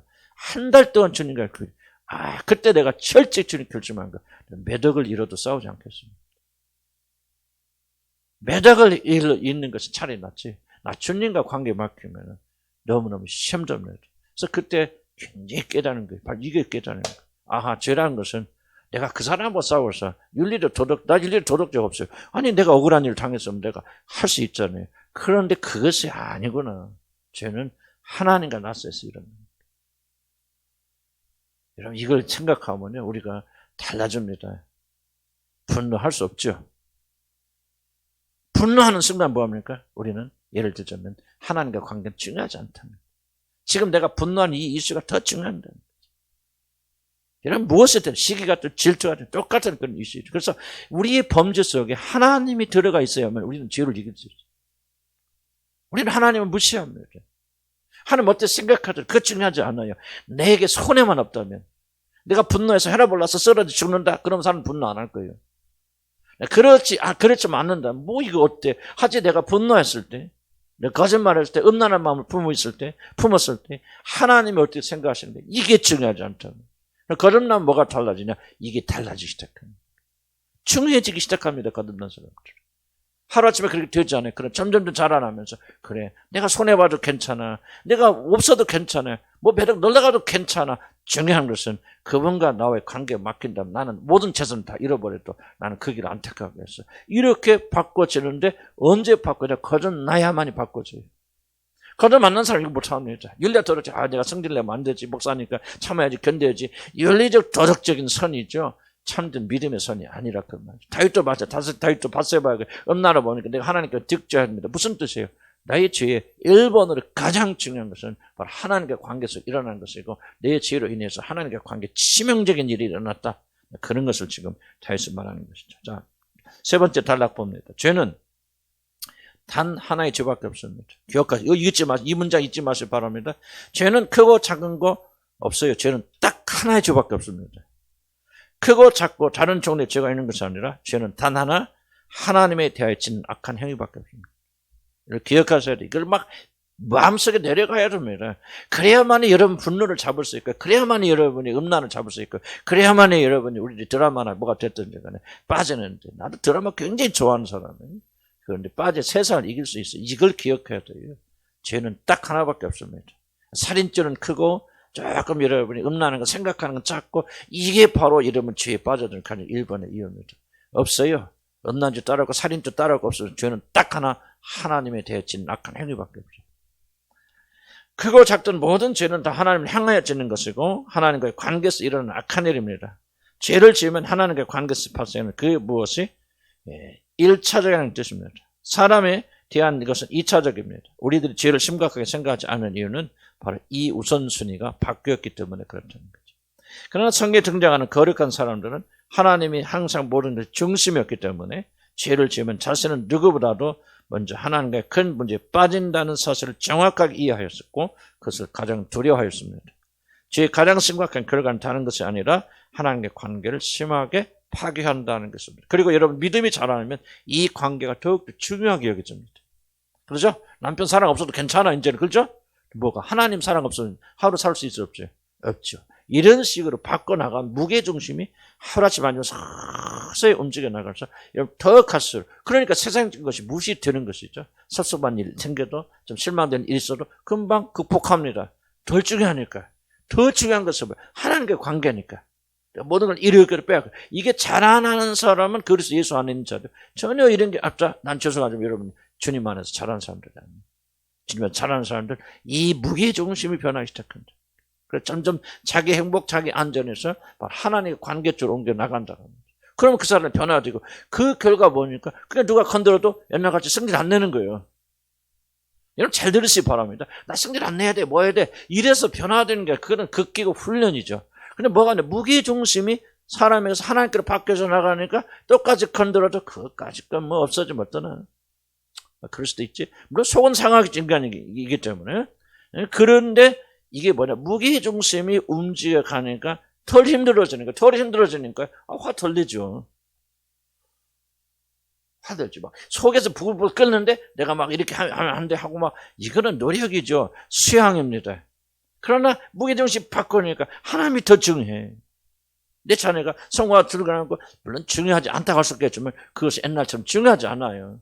이 일을 통해서 어떻게 더 하나님께 영광을 돌릴 수 있을까? 이거 그런지 하나님께 그게 마음에 들어간단 말이죠. 무슨 말 이해가시죠? 이게 무게중심이 바꿔져 나가면서 우리 기쁨과 슬픔이 바꿔져 나서 결국 변화는 결과로 오는 것이지 목적으로 오는 게 되는 거 아니에요. 나는 이렇게 변해야 되겠어, 이렇게 해야 되겠다. 이것이 목적이 되어지면 다른 수단이 들어올 수 있잖아요. 근데 주님 하나만 추구하고 나갔고 하나님과 관계를 가장 중요하게 여기니까 하나님과 관계에 비해서 다른 것들이 점점 돈이 옛날에 중요하다 생각하면요. 여러분 1,000원만 잃어버리시고 10,000원만 잃어버렸어요. 성질내 안 나니까 뭐 화나죠.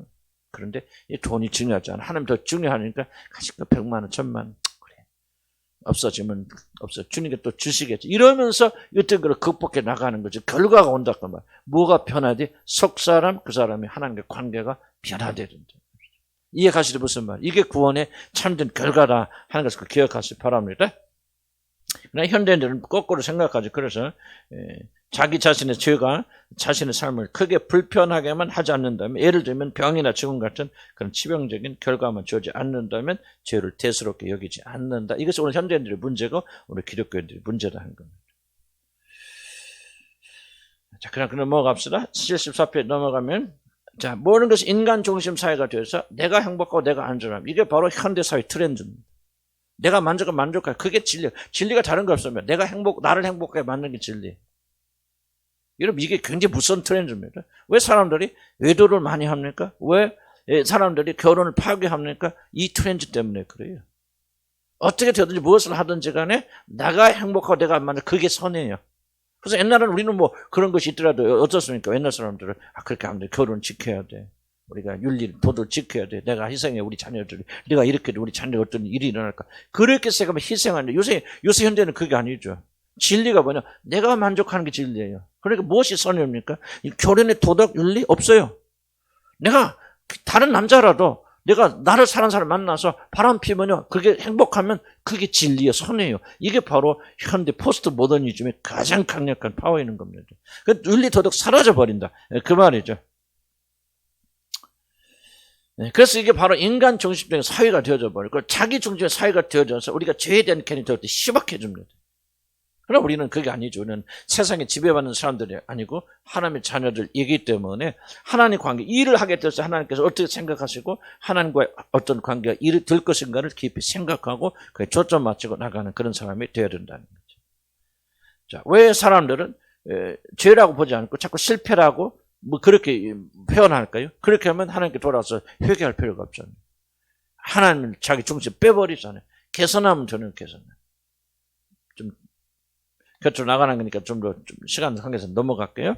자, 그래서 모든 죄는 하나님의 법을 어기는 것이고 그리고 결국 하나님과의 관계를 치명적으로 파괴하고 믿음이 자라면 자랄수록 그 관계 중요하게 여기기 때문에 이것이 죄에 대한 인식이 더 깊어질 수밖에 없다. 그래서 처음 구원받을 때만 내가 죄인입니다. 여러분 그때 고백하는 죄의 개념과 한참 자라서 죄가 무엇이 깨닫고 주여 나는 죄인입니다. 나는 당신이 필요합니다. 고백은 굉장히 차이가 있겠죠. 이해가시죠? 다음 세 번째부터 죄를 짓는 사람 상태. 여기만 하고 좀 굉장히 중요한 건데 뭐 천천히 하자니까 너무 천천히 나가버린다. 그래도 어쨌든 없어. 죄를 짓는 사람의 상태 봅시다. 인간이 죄를 지은 결과요. 사람이 죄에 물들어 있는 상태가 먼저고 그리고 그 상태가 죄를 짓는 결과를 가져옵니다. 조금 쉽지 않은 이 표현이에요. 그러나 죄가 세상에 들어오면은 1차로 만약 그 죄가 사람을 오염시켜 버립니다. 죄인으로 만들어 버리죠. 그리고 나서 그리고 되게 되어지니 죄인이 되어지니까 죄를 짓게 되어집니다. 무슨 뜻이냐면 한마디로 상태가 행위보다 앞섭니다. 이 말은 어려운 말이지만 굉장히 꼭 기억하셔야 될 말입니다. 기독교 구원은 상태에서 구원하는 것이 행위에서 구원하는 게 아닙니다. 물론 행위 중요하죠. 그런 행위는 결과로 오는 거죠. 어떤 상태, 죄인의 상태, 하나님과 대적하고 하나님과 원수 상태에 있는 우리들을 구원하셔서 하나님의 자녀의 신분으로 바뀌어놓고 이게 1번이에요. 그리고 나니까 그 사람이 하나님의 자녀의 신분에 맞는 삶을 살더라. 이게 행위예요. 이게 순서 바뀌면 안 됩니다. 굉장히 기독교 가면, 교회 가면 전부 다 윤리 도덕설 갑니다. 착하게 살아, 뭐 하나, 전부 하나 위로하시고. 전부 이거는 복음을 꺾고, 복음이 없어요, 아예. 복음은 그게 아니에요. 하나님께서 예수 그리스도를 통해서 너희들 신분을 바꿔주셨다는 거지. 죄인들을 하나님 원수된 너희들 하나님의 자녀 삼아주셨어. 누구든지 믿기만 하면 그런 하나님의 자녀가 되어준단 말이에요. 그 사실이 믿어지면 구원받는 거예요, 그 사람은. 계속 선포하게 될 때 믿으려고 노력하는 거죠. 그 사실이 믿어지고 그 믿음이 나를 변화시키잖아요. 믿음이 내 안에서 역사하잖아요. 그래서 뭐를 낳느냐? 행위를 낳게 되어지는 거예요. 그러나 행위가 없는 믿음이라 가짜 믿음이죠. 믿기는 믿는데 아무런 행위가 따라오지 않는다. 그 가짜고 죽은 믿음이에요. 그래서 참된 믿음은 반드시 행위를 가져오지만은 순서로 보면 행위가 먼저 오는 게 아니라 바로 상태부터 먼저. 그래서 우리는 이걸 배워야 돼요. 도대체 그럼 죄를 지은 우리 인간들은 어떤 상태에 빠졌길래 우리가 그 상태에서 건진받아요. 먼저. 행위는 이런 걱정하지 마. 죄송합니다. 난 그래서 우리 교회에서 술 얘기, 담배 먹는 얘기, 뭔 얘기 하나도 얘기 안 해. 내 윤리 도덕적 설교 안 하잖아요. 전혀 관계없어요. 술 먹는 거하고 담배 피는 거하고. 나쁜 짓하고 좀 그렇대. 예를 들자면 그거 관계없어요. 다만 그 사람이 구원받으니까 술은 해로운 거구나. 그리스도인들이 이거 덕되는 것이 아니구나. 담배도 이거는 하나님께 덕되는 것이 아니구나. 그래서 끊을 수 있죠. 먼저 그게 문제가 아니에요. 그 사람은 주님께로 나오는데 아무런 지장이 없어야 된다는 거죠. 나와서 주님 만나고 은혜를 받으니까 결과로 뭐가 되냐. 이거 왜 우리가 그 비싼 술 먹습니까? 막 기분도 좋고. 난 성경 다 뒤져봐도 술 마시지 말라는 건 없어요. 다 자면서 전도서. 그런데 그 비싼 술 왜 마십니까? 그 마시고 나서 뭐 좋은 거 뭐가 있나 나 모르겠어 있는지. 혈압 뭐 도움이 되는 그럴 수도 있겠죠. 그러나 우리가 구원받고 은혜를 받으니까 판단의 기준이 있잖아요. 이런 거 하면 안 되겠다. 저런 거 하면 안 되겠다. 결과로 오게 되는 것이죠. 그래서 이게 순서를 항상 여러분들이 기억할 이래서는 안 된다는 거죠. 처음 사람 아담과는 달리 하나님과의 관계가 회복되지 못한 상태에서 태어난 모든 인간은 마음이 먼저 부패했기 때문에 죄를 짓는 것이죠. 그래서 왜 저희는 행위를 말하지 않고 마음을 말하느냐? 마음이 먼저 부패됐기 때문에 결과로 죄를 짓는 거예요. 그럼 죄를 안 지려면 뭐 하는 거예요? 마음의 부패를 그냥 놔두고 죄 짓지 말라고 윤리와 도덕 가르쳐 아니죠. 마음이 고쳐지고 마음이 그리스도에 회복되어지고 새 마음이 주어지면 새 행위를 하게 되어 있는 거예요. 새 행위가 없다면 그거 죽은 거죠. 그 사람은 새 사람으로 태어나지 못한 것이죠. 그러나 먼저 여러분이 바뀌어야 돼요. 전 인격이 여러분 존재가 예수 그리스도 안에서 새로운 존재로 바꿔져서 믿고 그렇게 나가면 어떤 행위가 나온다 하는 것을 말하는 거죠. 자, 태어난 모든 인간 다시 한번 마음이 먼저 부패됐기 때문에 죄를 짓는 것이지 무지한 상태의 사람들이 어떤 잘못된 행동을 하였기 때문에 비로소 죄인이 되는 것이 아닙니다. 모든 인간은 이미 부패한 상태로 태어났기 때문에 죄를 짓게 됩니다. 이건 믿기 어렵지. 응애하고 태어나니까 뭐에 부패됐다는 거지. 죄에 물들어 있다는 거예요. 물론 다음에 이제 계속 설명만 무슨 뜻인지를 설명합니다만은 응애하고 태어난 아이는 의인으로서 오는데 그 아이가 태어나고 자라나면서 죄를 짓기 때문에 죄인이 되는 게 아니라는 거죠. 신분적으로 응애하고 태어난 아이들은 그냥 돼요. 우리나라 여러분 시민권, 한국 시민권 다 가지고 있잖아요. 그러죠? 우리 저 파스포르트 있잖아요. 이러면 한국 시민권을 얻기 위해서 뭐 했어요? 물론 이제 이민 온 사람도 뭔가를 했겠지만 그러나 여러분들이 뭐 했어요? 그냥 응애하고 이 나라에 태어난 순간 여러분들 그요. 대한민국 국민이죠. 여기서 태어났기 때문에. 그런 것처럼 인간은 응애하고 태어난 순간 그 어떤 행위를 하기도 전에 그런 누구라는 거 죄인이라는 거죠. 이것이 신분적 죄인. 중요합니다. 이런 구원은 이게 먼저 이게 다뤄져야 돼요. 이런 신분적 죄인이 아니라면요. 얼마든지 개선할 수 있잖아요. 여러분, 이런 불교 가면 불교 가서 나쁜 거 안 가르칩니다. 좋은 말씀 다 가르칩니다. 부처님, 공자님 말씀에 틀린 말 없어요. 다 유래. 그래서 불교 다니는 사람 굉장히 착해지고 그렇습니다. 근데 그게 구원이 아니에요. 왜? 아무리 착하게 살아도 뭐 할 수 없어요? 신분은 바꿀 수 없어요. 뭐랍니까? 이디오피아 사람들 피부를, 검은 피부를 흰색으로 바꿀 수 있느냐? 없다고 그랬지 않습니까? 표범이 있는 얼룩거기를 내가 없애고 그걸 하얀 것으로 만들 수 있느냐? 그런 것처럼 뭐야? 신분적으로 죄인으로 태어난 사람은 바꿀 수 없어요. 오직 예수 그리스도를 말미암아 뭐예요? 다시 거듭나요. 이걸 이해하여 뭐를 이해하냐면 중생을 받아들이는 거예요. 그러니까 우리가 왜 중생이 필요하고 거듭남을 그렇게 강조합니까? 우리가 이렇게 완전히 죄인의 신분을 가지고 태어나기 때문에 응애하는 순간부터 죄예요. 신분적 죄인이요. 그럼 응애하고 태어난 사람이 죽으면 바로 어디 갑니까? 지옥 가요. 하나님의 은혜가 어떻게 있는지 난 그거 모르겠어. 그러나 우리가 알고 있는 범위 내에서 응애하고 태어난 아이들이 죽으면 어디 갑니까? 천국 가기를 바라고 그게 소원이지만 사실은 성경대로 말한다면 신분적 죄인이고 신분적 죄인이기 때문에 지옥에 가는 그런 지옥에 가는 거예요. 어린애들이 지옥 간다 그렇게 핏대 높일 필요 없잖아요. 그래서 내가 말 안 하는 것이지. 사실 말한다면 원리대로 한다면 그렇다 그 말. 그래서 여러분이 왜 예수님이 필요하고 구원이 필요합니까? 나는 그렇게 많은 사람이 이걸 이해하지 못하면 그래도 나는 살면서 그래도 좀 깨끗하게 살았는데 그 남자 손 한 번 안 자르고 여자 손 한 번 안 자르고 나도 막 정절을 지키고 이렇게 살아왔는데 그래 악하고 막 깡패짓도 안 하고 뭔가 그래도 내가 그래도 열심히 이렇게 교회도 다니는데 그 사람이 걸려든 문제가 뭐냐면 자기가 태어나는 순간 신분적 죄의라는 사실을 믿지 못하는 거지. 그런 사람이나 그렇게 태어나서 한 번도 죄를 짓지 않은 사람이나 히틀러하고 누가 더 악합니까? 여러분 행위로는 히틀러가 악하죠. 그렇지만 신분으로는 전혀 차이가 없는 거예요. 히틀러 신분이나 한 번도 죄를 짓지 않았다고 그렇게 자랑하는 거룩한 삶을 살았던 성자의 신분이나 똑같은 거예요. 그러니까 히틀러도 예수가 필요하고 전혀 죄를 짓지 않아서 예수가 필요한데 이렇게 산 사람들은 예수가 필요한 것을 인정하기 참 어려워요. 의인들은 자칭 어려운 사람들은요. 정말 자기가 죄인이라는 사실을 깨닫는 게 너무나 힘들어요. 그래서 난 여러분도 몇 분들은 자칭 의인들 있잖아요. 과거에. 지금 그렇지 않은데 여러분이 10년 동안 뭐가 그렇게 힘들었습니까? 여러분이 죄인이라는 사실을 깨닫는 게 힘들잖아요. 그래요 안 그래요? 그랬죠?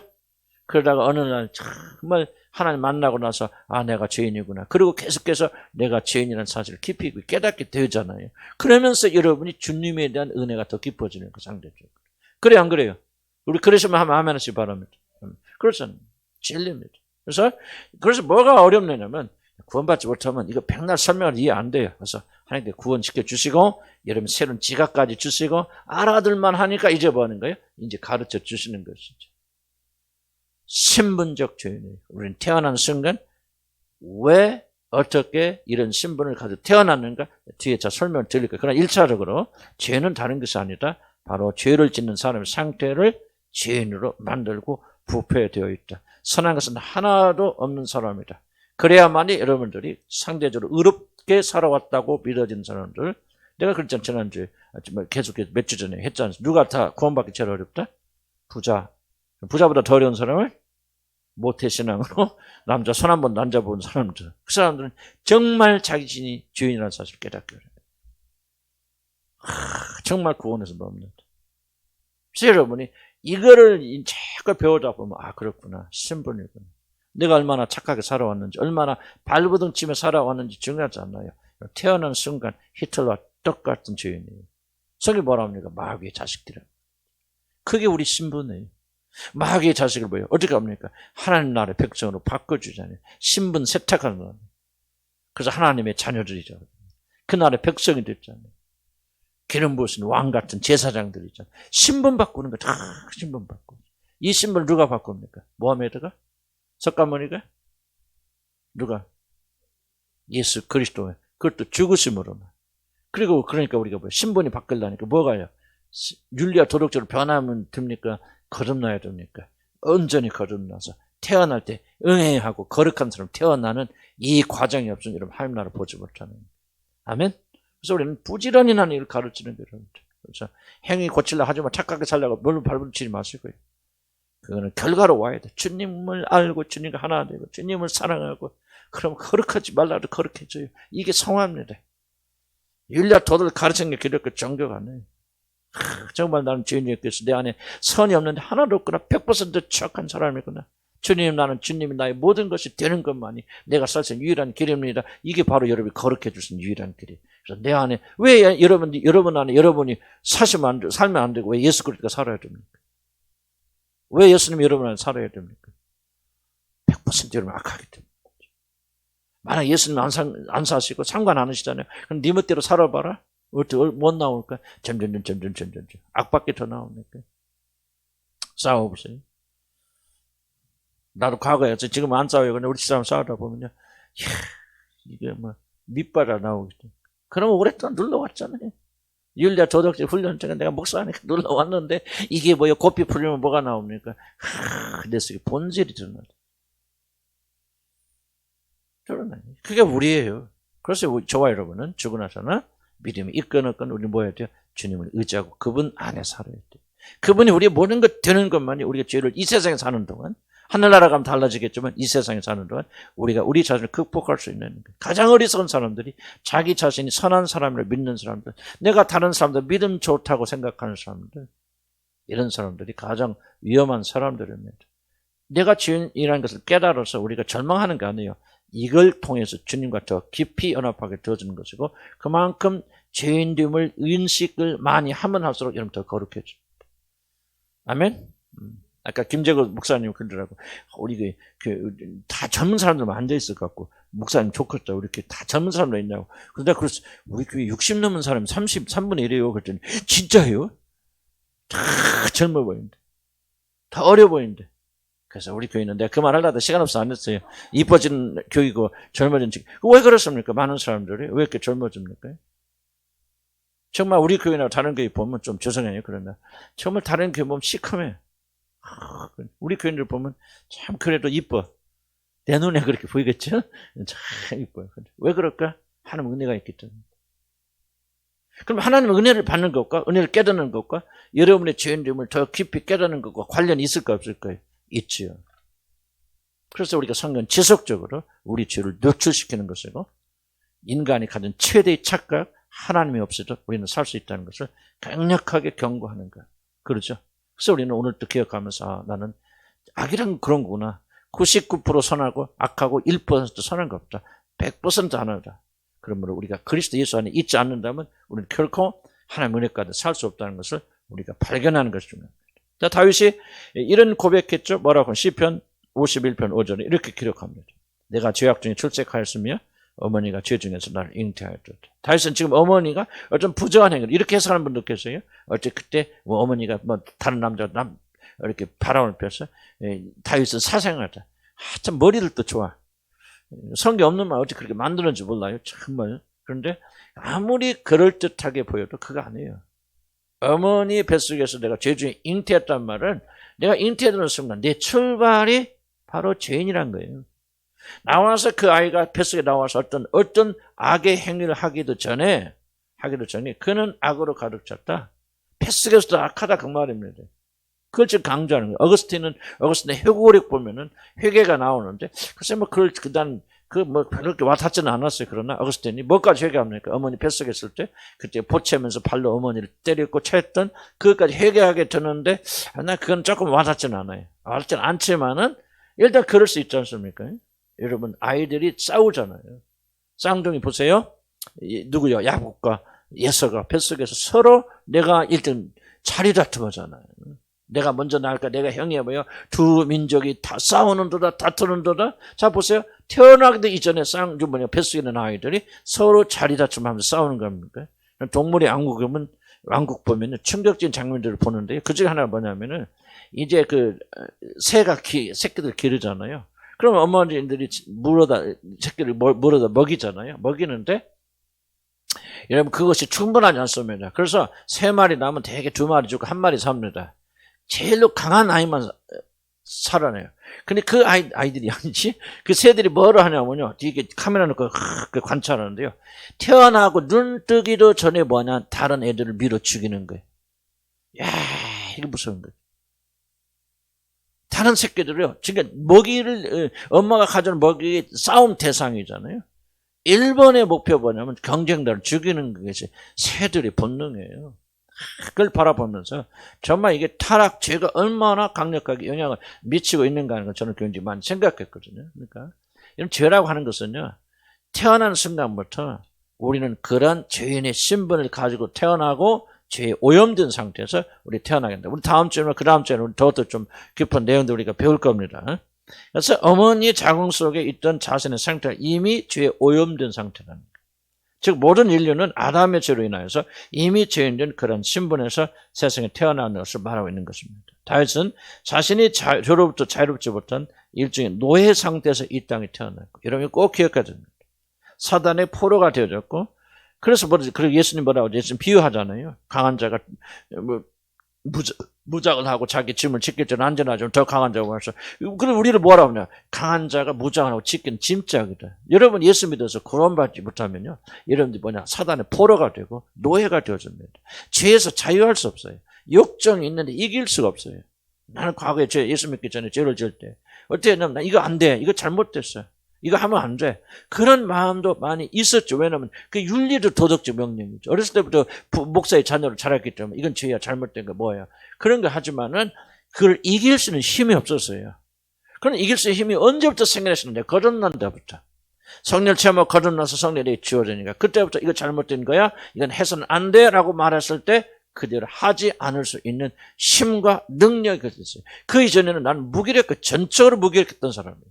윤리적, 도덕적으로 이것이 잘못됐다 하는 것을 발견하고 알고 그렇게 하지 않기를 원했지만 이길 수 있는 힘이 전혀 남아있지 않았어요. 그러나 주님을 만난 다음부터는 100번 다 승리하는 건 아니죠. 그러나 실패할 때 있었지만은 그럼에도 불구하고 이길 수 있는 힘이 내게 주어졌다는 것이죠. 노예 상태에 태어난다, 이걸 인정해야죠. 아직 거듭나지 못하는 사람, 거듭났어도 만약 여러분이 그리스도 예수 안에 있지 않으면 여러분 노예 상태로 다시 돌아가, 물론 그런 상태로 돌아가기는 어려워요. 거듭나신 분들은 그렇긴 하지만은 그 경고를 잊어서는 안 됩니다. 여러분 과거에 어떻게 살았어요? 그래서 과거를 잊으면 안 돼요. 노예 상태 아니에요, 여러분들? 과거에도 이러면 내가 이러면 안 되지 그런 생각 안 했나요? 양심의 가책이 있었지 않았어요? 그런데도 불구하고 무엇인가 끌려가는, 뭐라 말할 수는 세력에 끌려가서 그 죄 짓고 안 그랬습니까? 이제는 뭐예요? 그 죄에서도 풀어졌잖아요. 해방됐잖아요. 노예 상태에서는 벗어났잖아요. 그래서 우리가 자유자. 그러니까 우리가 이제 뭐예요? 자유롭게 살아야 된다 그 말이에요. 왜 옛날 노예 상태를 또 들어가려고 하냐 그 말이에요. 왜 그리스도를 2번 십자가에 못 박아 죽으려고 하느냐고 우리에게 경고하고 말씀하지 않습니까? 그래서 묻지 않는 자들, 주님을 만나지 않는 자들은 교회에 다닐 뿐이지 뭐냐, 노예 상태로 아직 묶여 있어서 그럼 무기력, 무능력 그런 데서도 나올 수가 없다는 거죠. 그렇기 때문에 결코 죄로부터 자유할 수 없다. 75페이지 이 부분만 하고 끝납시다. 그래서 다윗은 이 바로 저주스러운 상태에서 자기 자신을 풀어주실 것을 애타게 지금 간절히 기도하고 있다. 자, 아담은 죄 없는 자로 창조되었지만은 아담의 불순종으로 인해서 이 세상에 들어온 죄는 어디서 만들어진지 모르지만 그 강력한 죄, 천사의 3분의 1까지 타락시킬 수 있는 강력한 힘을 가진 파워를 가진 죄는, 그게 사단이 됐건 사단과 분리된 어떤 세력이든 우리 모르지만은 그런 엄청난 죄는 아담과 아담의 뒤를 이어 태어나는 모든 자들을 뭐 시켰다? 오염시켰다. 쉽게 말하면 뭐예요? 변질시켰다 그 말입니다. 죄를 지으면 죄의 행위만 있는 거 아니죠. 내가 도둑질하면은 도둑질 행위만 남아 있는 거 아니죠. 도둑질 하게 되면 도둑놈이 됩니다. 마음이 도둑놈이 돼요. 악한 사람이 되어줍니다. 지금 그걸 말하는 거죠. 많은 사람들은 마치 구원받으면은 죄의 행위만 있고 죄에 대한 책임만 있는 걸로 생각해요. 죄의 변질로 인해 오염됐다는 사실을 강조하지 않아요. 그러니까 뭐니까 예수 믿고 예수님이 나의 죄를 용서해 주셔서 할렐루야 감사합니다. 당신의 죄를 이제 사함 받았습니다. 끝이에요. 그리고 뭐 찬양하고 감사하는데 그게 아니라 그 말이죠. 죄의 더 심각한 문제는 죄는 죄에 대한 책임만 있는 것이 아니라 죄에 대한 오염이 있고 이 오염의 문제가 평생 동안 우리를 따라다니면서 우리를 괴롭히는 거예요. 그래서 죄를 다룰 때는 반드시 죄에 대한 오염, 그리고 죄에 대한 오염이 있어서 전 우리의 모든 육체의 모든 영역들을 이 죄가 다 점령하고 더럽게 만들었기 때문에 예수 그리스도의 보배는 피 외에는 이 악에서부터 건질 수 있는 그 어떤 것도 없는 거예요. 모하메드의 피가 우리를 거룩하게 하겠습니까? 종교가 우리를 구원하겠습니까? 그 어떤 것도 이 죄의 세력 오염에서 건져내지 못합니다. 정말 이걸 많이 다뤄야 돼요. 그런데 안 다뤄요. 내가 수없이 들어봤어. 복음 전하는 사람 들어봤어도 이 부분에 대해서 성화라고 간단히 넘어가는 거지. 마치 우리는 거룩한데 조금 거룩하게 살면 축복받는 것 같이 말하지. 이게 구원의 가장 중요한 부분이라는 사실 강조하지 않기 때문에 또다시 타락에로 들어가는 거예요. 죄는 여러분 오염시킵니다. 그래서 여러분 잊지 마세요. 비록 여기 앉아 계셔 여러분 구원받기로 하나님의 자녀 신분을 가졌어도 여러분의 육신은 죄에 온전히 오염되었어요. 하나님의 은혜가 멀어진 순간 여러분은 밑바닥 나옵니다. 그걸 여러분 잊으면 안 돼요. 그래서 우리는 적어나서 하나 그리스도 예수 안에 거해야 되고 범죄하지 않도록 조심해야 되고 성령 충만해서 우리가 기도해야 되고 지속적으로 우리가 그리스도 안에 거하는 이 정말 눈물 어린 그런 노력을 지속적으로 해야 되는 이유는 죄는 강력한 세력을 가지고 여러분 오염시켰고 여러분의 마음의 중심은 구원받아서 우리가 새로운 차원의 사람이 되어졌죠. 새로운 피조물 우리 안에 있지만 여러분은 또 한편에 여러분 존재는요. 중심까지 썩어있고 부패된 그 사람이 그대로 앉아있는 거예요. 이걸 이해하지 못하면 여러분 죄의 전쟁에서 이길 수 없습니다. 이걸 간과하고 여러분 대충 왔다 갔다 됩니까 여러분들이? 여러분 점점 주님이 멀어지죠. 여러분 눈에 안 보여. 내 눈에 보이는데 우리가 저도 회개하고 여러분도 회개하면서 지속적으로 매일매일 주님을 향해 나와야 돼요. 이게 바로 저와 여러분이 해주는 매일의 전쟁입니다. 그래서 이 세상에 태어난 사람 하나의 예외도 없이 다 죄 오염된 상태. 그래서 이것은 매우 중요합니다. 왜냐하면 참된 구원은 인간이 이 저주 상태에서 자유롭게 되는 것을 의미하기 때문에 이 저주에서 벗어나서 자유롭게 돼야 된다. 우리 행동이 변하여 우리들이 좀 더 착한 사람이 되는 것, 좀 더 선한 일을 하는 사람이 되는 것이 구원이 아닙니다, 여러분. 그건 종교예요.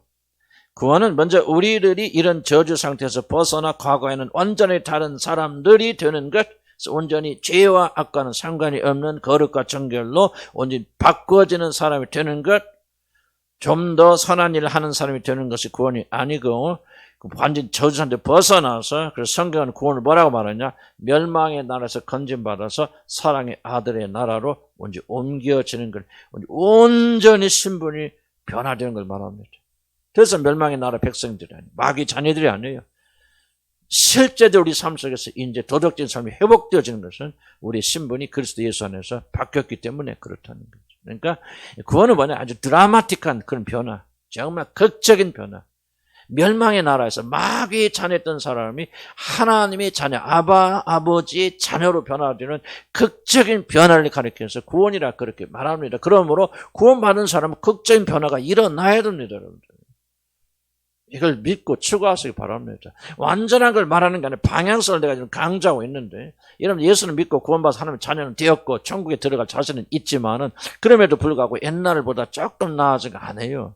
이전 것은 지나갔으니 보라 새 것이 되었다. 온전히 새로운 모든 사람이 넋을 잃고 바라볼 수밖에 없는 어떻게 저런 사람이 저렇게 변할 수 있는가는 변화가 여러분의 삶에서 와야 되는데 그것이 여러분의 노력에 의해서 되는 것이 아니라 내적인 변화에 의해서 성령의 역사심으로 그런 사람을 살아서 여러분이 구원받는지 누가 합니까? 이런 잘 몰라요. 여러분 옆 사람이 말해줘요. 우리 엄마는 진짜 거듭난 사람이에요. 우리 아빠는 진짜 거듭난 사람이에요. 완전히 변화되어서 우리 딸은 정말 변화되어서 달라서 이런 완전히 새로운 사람이 되어서 본질적인 변화에서 변하고 중심에서 변화가 일어나야 거듭나며 여러분 스스로 거듭났다 주장해서 거듭나는 게 아니에요. 변화가 일어나야 돼요, 여러분들. 적어도 나는 여러분 거듭나지 않은 분들은 거듭남이 무엇인지 이해하시고 거듭남 추구하시기 바랍니다. 거듭남이 일어나면 여러분이 획기적으로 온전히 바뀌어야 돼요. 성경이 뭐라고 말합니까? 여러분 어떻게 듣겠든 성경이 말하는 것은 마귀의 자녀였던 너희가 하나님의 자녀가 되었어요. 너희가 어떻게 우상을 버리고 하나님을 와서 우상을 섬기는 극적인 사람들, 극적인 변화가 일어나서 하나님을 섬기고 그 사람들은 핍박받고 죽음 앞에서도 그는 하나님을 믿는 걸 포기하지 않잖아요. 아니 우상 섬기는 자들이 하나님을 섬기는 위해서 목숨을 걸고 지금 죽어가는 피를 흘리는 현장 속에서 어떻게 그들의 극적인 변화가 일어납니까? 그게 바로 거듭남이라는 거예요. 그럼 1세기에만 그런 일이 일어나고 21세기는 일어나면 안 됩니까? 1세기 받은 사람의 구원과 우리 구원 다릅니까? 아니, 그게 잘못된 생각이에요. 아니요, 우리는 그렇게 돼야 되고 그렇게 될 것이고 그렇게 됩니다. 믿으면 아멘 하세요. 믿음대로 될지라면, 그래서 구원이 무엇인가를 이해했으면 그 구원을 이루게 되어지고 그 구원을 맛보게 되어지고 그 구원을 여러분 이루어 나가는 그런 사람이 되어집니다. 결단하고 나는 여러분들이 구원을 비성경적인 방식으로 이해하지 않겠다는 주여 축복합니다. 여러분이 가지고 있는 지식, 여러분 편하게 만드는 거, 구원은 이런 게 좀 기분 좋게 만들고 조금 마음에 위로받고 또 하나님께서 축복받고 전혀 구원이 아닌 것들을 구원이라고 믿고 착각하지 않겠다는 주여를 간절히 바랍니다. 구원 안 받아도 괜찮아요. 다만 구원이 이것이다 하는 것을 여러분 알아야 될 거 아닙니까? 구원은 새 생명의 역사입니다. 전혀 그 사람이 존재가 바뀌는 게 구원입니다. 이것이 구원이라 믿고 이렇게 추구하는 사람 그런 역사 일어나지만은 이렇게 믿지 않고 이렇게 추구하지 않는 사람은 혹시 구원 받는다 할지라도 여러분 삶 속에서 이런 건 체험할 수 없어요. 성경대로 믿으시기 바랍니다. 성경대로 구하시기 바랍니다. 그럼 여러분 성경대로 여러분 안에서 놀라운 변화의 체험이 일어날 줄 믿습니다. 생각 버려보세요. 생각 가르치는 데 믿음을 가지고 나가서 전심을 다해서 주님 앞에 나가시기 바랍니다. 아멘. 나는 우리 교회 지금 뭘 좀 보면 몇 분들 정말 하나님 성령 역사가 좀 임하 있는 분들도 계세요. 바꾸세요. 변화시켜 나가면 하나님께서 우리에게 새로운 생명 가져다 주신다. 절대로 우리는 타협하지 말고 세상에 뭐라 말하는지 거기에 낮추지 말고 성경이 말하는 기준을 가지고 나가야 된다. 여러분은 멸망의 나라에서 사랑의 아들의 나라로 옮기는 신분이 바뀐 사람들이요. 이 신분을 바뀌는 일은 주님밖에 못하신다. 여전히 타락되고 죄에 깊이 오염된 상태로 남아있는데 그 사람의 의욕만 변화시키는 것을 구원이라고 말하지 않습니다. 하나님은 의무로 사람 취하지 않습니다. 하나님 여러분 어떻게 껍데기가 변했든지 하나님은 별로 관심 없으시다. 마음의 중심, 속사람이 어떻게 변하는가, 내적 변화가 어떻게 일어나는가 주님 보신다. 그것은 누구만이 할 수 있다? 하나님만이 할 수 있다. 그래서 사람이 거듭나지 않으면 하나님의 나라를 볼 수 없다라고 그렇게 말합니다. 사람이 자신의 겉모습과 행위를 변화시켜도 구원받을 수 없는 이유는 사람의 근본적인 문제는 그들이 죄를 지어 부패된 자들이 되었기 때문이라. 속은 괜찮은데 겉만 잘못된 것이 아니라 그 말이죠. 속은 멀쩡한데 윤리적 도덕적 실패를 한 것이 문제가 아니라. 그렇다면요 그냥 속서 예수님 모습 죽을 필요 없잖아요. 그냥 불교나 이런 다른 종교처럼 착하게 살아라, 거짓말하지 말라, 뭐 양심대로 살아라, 그렇게 하면 구원 받는 거예요. 기독교 안에서도 그렇게 말하죠. 그렇게 말한 이유는 뭐냐? 죄가 무엇인지 그들이 알 수 없기 때문에 그래. 죄는 사람 온전히 사람의 중심까지 마음까지 깊이 부패시키는 그런 멸망의 독이고 이 독이 들어왔기 때문에 우리는 아무리 노력해도 선하게 살 수 없고 선하다 한자라도 그것은 중심이 썩어 있기 때문에 썩어 있는 중심에서 나오는 모든 선은 악한 것이 되어집니다. 그래서 우리는 거듭나야 돼요. 성령의 초자인 역사를 체험해야 됩니다. 아멘. 성령 받아야 되고 성령 충만 받아야 되고 성령의 능력 가운데 살아야 돼요. 한시라도 이것을 느껴지고 여러분 게으르게 한다면 여러분 믿지 않는 자와 전혀 다를 바가 없는 교회 다닌 것 외에는 전혀 특징이 없는 그런 불쌍한 사람이 되다가 지옥 가게 되어집니다. 애쓰세요. 수고하세요. 그리고 이 성경적 구원이 내 안에서 이루게 해달라고 그렇게 발버둥 치시기 바랍니다. 그렇기 때문에 참된 구원을 받으려면 죄에 깊이 오염된 인간의 상태에 먼저 변화가 일어나야 된다. 그리고 나서 그 결과로 우리들의 삶이 변하는 것이 기독교의 참된 구원입니다. 다 끝나갑니다. 바로 이것을 왜 인간의 죄의 문제를 해결하기 위해서 하나님께서 친히 몸을 입고 이 땅에 오셨는가 하는 것을 설명해 줍니다. 그분만이 우리를 근본적으로 바꿀 수 있기 때문입니다. 그래서 이게 복음이에요. 왜 예수 그리스도만이 구원자 될 수 있습니까? 왜 예수 위에 다른 종교는 어떤 걸 해도 안 됩니까? 사람은 죄에 깊이 오염돼서 근본까지 죄에 물들었기 때문에 그것을 바꿀 수 있는 분은 하나님의 아들의 죽으심, 보배는 피밖에 없다는 겁니다. 기도합시다.